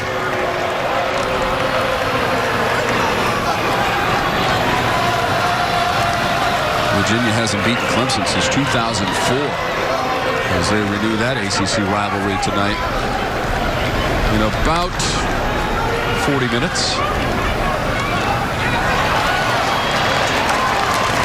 Run game for FSU. They're going to be close to 250 yards as a team rushing the football this afternoon after that carry from Toafili. Well, Toafili, you know, every time he gets up off the ground, he's still gripping that football. He's got it locked in. He seems to take a lot of pride, well coached, in not even coming close to losing the football, and he'll stay in there. And again, it's got to be exciting for Seminole fans. You've got young competition, guys like Webb, Toafili, and Corbin fighting to carry that ball. There you go again. This is Toafili out near the line to gain. I think this Gamecock came in late, Tom. Their flag came down. Looked like it. Harper making the play for JSU, but let's sort out any sort of penalty markers. After the play, dead ball, unnecessary roughness. Number 8, defense, half the distance to the goal, automatic, first down.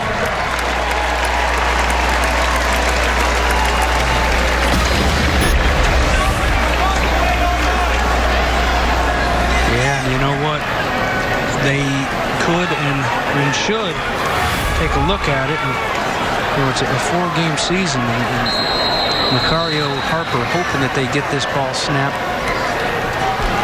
before they decide to take a look at it, because that's the definition of a targeting call right there. And I don't think it'll happen. I think they're going to take a look at it, unfortunately for Harper. But those are the rules. You got to avoid that hat, and especially on a late hit. And the transfer from Southern Miss, and with 2:50 left in this game, is maybe going to miss not only the last 3 minutes of this game, but the first half of the next one. And they've only got 4 to play in the fall. Macario Harper is number 1. And there's the hit right there on Toafili, who, by the way, has 12 carries for 99 yards and a touchdown. And he took a pop on the side of the helmet there from Harper. Play was well out of bounds also. Yeah, it's good to see these guys continuing to play so hard to the final whistle, and they were ready to go here in their season opener, but that's just that's a silly penalty, and it's going to cost your team not just tonight, but in your next game, which they have next Mercer. They've got Mercer next weekend. After further review, it was determined that number 1 defense was guilty of targeting. Number 1 is disqualified for the remainder of the game. The penalty enforcement remains the same. First and goal. There's that targeting rule, and the only thing really changed to the rule this year is Harper does not have to leave the sidelines. He can stay out there, but he can't play, of course, anymore. Disqualified is different from being ejected. If you're ejected, you're sent to the locker room, but that's the only thing that's really changed with the targeting here in 2020. 523 yards of total offense for Florida State. Trying to get it in the end zone. Down near the 2-yard line with Jashawn Corbin.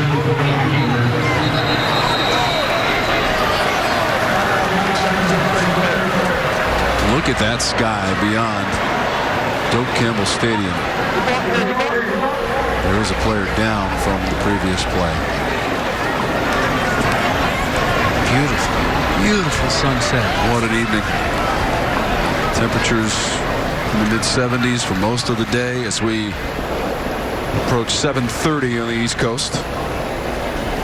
So glad that you've been with us. Tom Wormy, James Bates, and Lindsey Rowley on the sidelines, overcoming all of the challenges of those interviews with the coaches. Great work by our technical crew to be able to give some insight.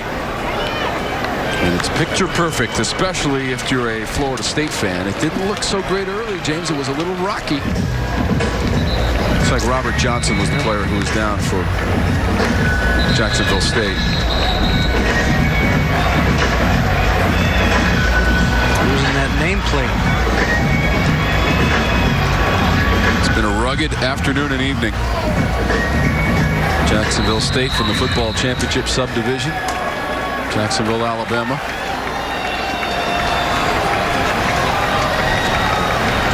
Looking for the end zone and in. Jay-Sean Corbin. Touchdown, Florida State. Couple of yards on the run for Corbin.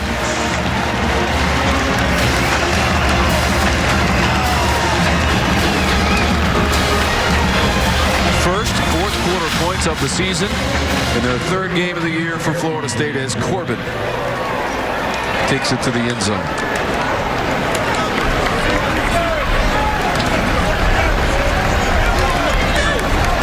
It's now 5 rushing touchdowns. Travis has 1. Corbin, 2 from Webb, 1 from Toafili. Well, and you can tip the cap finally to that offensive line and opening up some big holes for these backs to run through and running hard.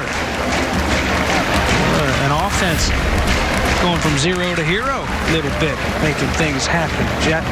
Jay-Sean Corbin, the Rockledge High School in Rockledge, Florida. Product that went to Texas A&M before transferring back to the Sunshine State. 6:23 on the drive. 11 plays, and they march at 88 yards. Florida State racking up the numbers now. 256 on the ground, 273 through the air, 529 in total, and they've allowed just 251 to Jacksonville State, which led 21-7, 14-0, 21-7. But Jordan Travis coming in that second quarter, James, was the turning point in this one. He's been the linchpin for Mike Norvell and the Noles today. Yeah, early on we said, hey, maybe this is the spark. He's turned into the fire. They needed a fire lit under him offensively, and he's been exactly what the doctor ordered here for Florida State. Doing it on the ground, just the balance that they've created with these backs, letting that offensive line get into a little bit of a rhythm, a nice tempo, and just creating when there wasn't something there, when the blocks didn't come, when the pressure was there on the fly. With Jordan Travis, that's excited for him and excited for Mike Norvell, this football team, and for Florida State Seminole fans. Hey, you expect a winner. You expect to score some points. 41 points got to feel pretty good, even though it came a little bit later than you would have liked. And most importantly, to get that win in the win column, figure out a way to put together a nice-looking game plan and go chop down the Notre Dame Fighting Irish. Boy, wouldn't that be pretty? Cooper over the middle. The pass was good-looking pass from Cooper. Yeah, good-looking pass, and you know what? This is a good-looking young receiver. We mentioned earlier about the receivers that they had to replace. And just a sophomore, Dave Russell, has had a big day. Tough guy. Fun to watch him compete here in Bill Campbell Stadium. Looked like Russell again fighting for extra yardage near midfield. We had talked about that Florida State running game for Mike Norvell. Toafili 99 yards, Corbin 63 yards, Webb 55 yards. Now yes, it is Jacksonville State out of the football championship subdivision, but they've mixed it up nicely today, James, and rolled up almost 530 yards of offense today for Florida State. And that's a play by Jarian Jones defensively. Yeah, wouldn't have counted though because of the flag. They had 12 men on the field. Guy was getting off a little bit late for Florida State. Don't forget Jordan Travis too. 12 carries, 39 yards, and a touchdown. Also has a TD pass, first of his career. Legal substitution, defense. 12 players on the field at the snap. The 5-yard penalty results in a first down. this is another emphasis here in 2020.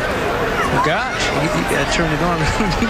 Put a little effort, get off that field, big man. But in years past, if you were almost there, they gave it to you. But now you got to have that foot off the field when that ball snapped. And so that's the new rule, and that's the flag there.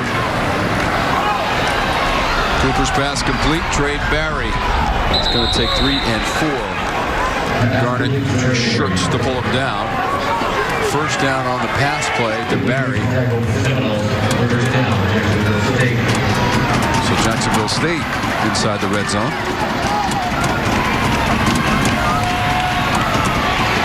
Cooper sliding near the 13.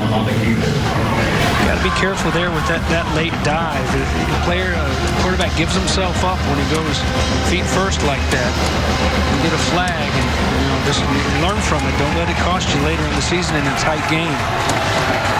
Cooper's gone over 7,000 yards passing in his career with his effort today of 203 yards, 21 of 26. Jacksonville State. 47 seconds left on the clock, and the Gamecocks will use their first timeout of the second half. Well, Tom, Jacksonville State, of course, not to be confused with Jackson State, but you think they're trying to get Jackson State in prime time to bring his team into town, back into Tallahassee? You imagine if prime time comes to town? That'd be pretty cool. Deion Sanders, new head coach there at Jackson State. And maybe the only thing to be decided is if Mike Norvell is going to get drenched by his players with one of those drink containers. We'll see. We saw Jeff Hafley got it when his team went to Duke. They got their first win of the season. Well, one thing's for sure. If they do it, it won't be Gatorade. Those are fighting words around here. It's a Powerade town. Yeah. There you go. So that was Coach Hafley's first career victory. And Mike Norvell trying to get his first career win here at Florida State. Hafley at Boston College. Pass incomplete. Now 44 seconds to go. 2nd and 7. 3rd and 7 now after the incompletion. I mentioned that the points coming a little bit late for Florida State, but they'll take them. But 0 points in the first almost 24 minutes of this game. And then the next 35, 41 points. They've just poured it on. Now they're trying to keep this Gamecock team at 24 and not let them add to it. Flag is down. Florida State had only scored 23 points total in their first 2 games. Losses against Miami and Georgia Tech. Offside. Defense. Number 55. 5-yard penalty. Still 3rd down.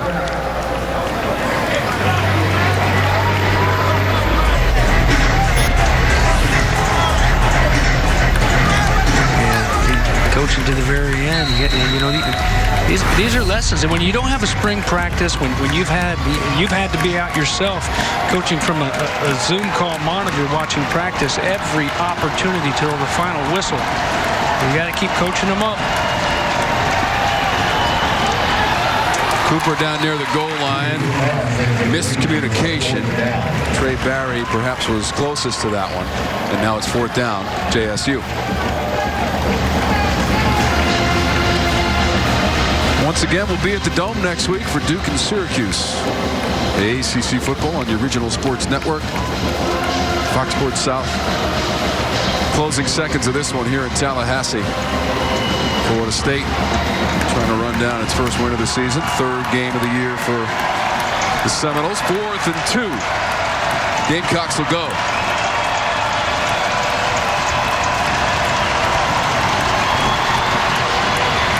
Cooper extending the play to the end zone and a touchdown. Back of the end zone and caught.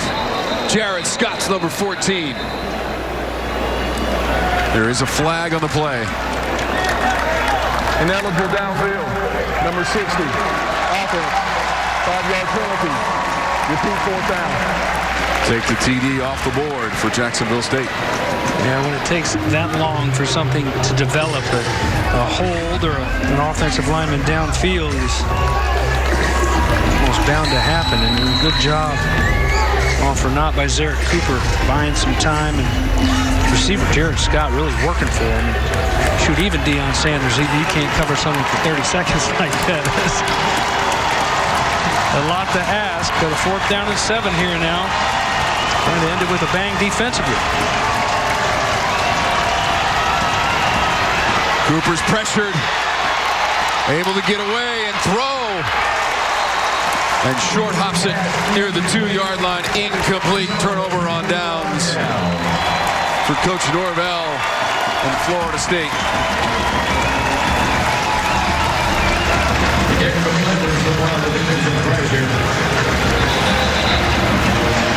It was in question in the first half, and they trailed by 7 going to the locker room. 21-14. Second half has belonged to the Noles with 18 seconds to go. Yeah, but you know what? In the box score, it's you look back on it, it's kind of like that bloop single. It looks like a hard line drive. It's a win, and it's a big one. The first of many for Mike Norvell and perhaps Jordan Travis. 39th career win for Norvell as a head coach. John Gross, his team played very well. Yes. Especially in that first half. A worthy opponent today, but now 26-0 for Florida State against the football championship subdivision. 529 yards of total offense. Very balanced, James. 256 on the ground, 273 in the throw game for FSU. You know, and as much as Jordan Travis helped with his arm, it's the running game in an offensive line that came around that really, you get that running game going, and then a lot more of that machine starts to work. Play action pass and the legs of Jordan Travis combined with that arm. That's where it really gets dangerous, the way he can run and throw on the fly. And let's go down to Lindsey Riley.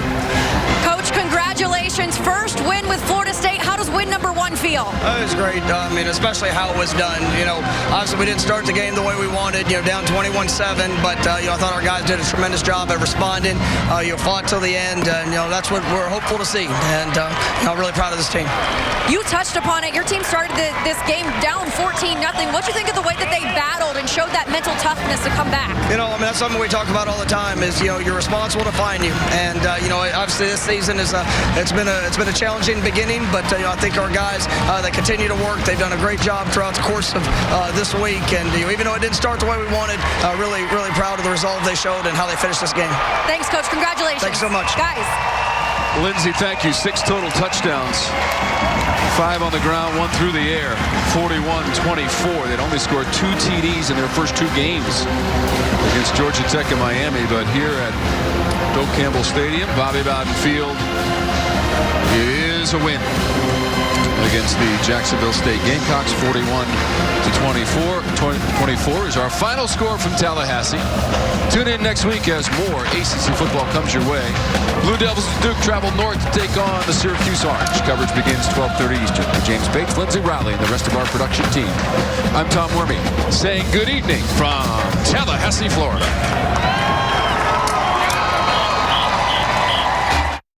For military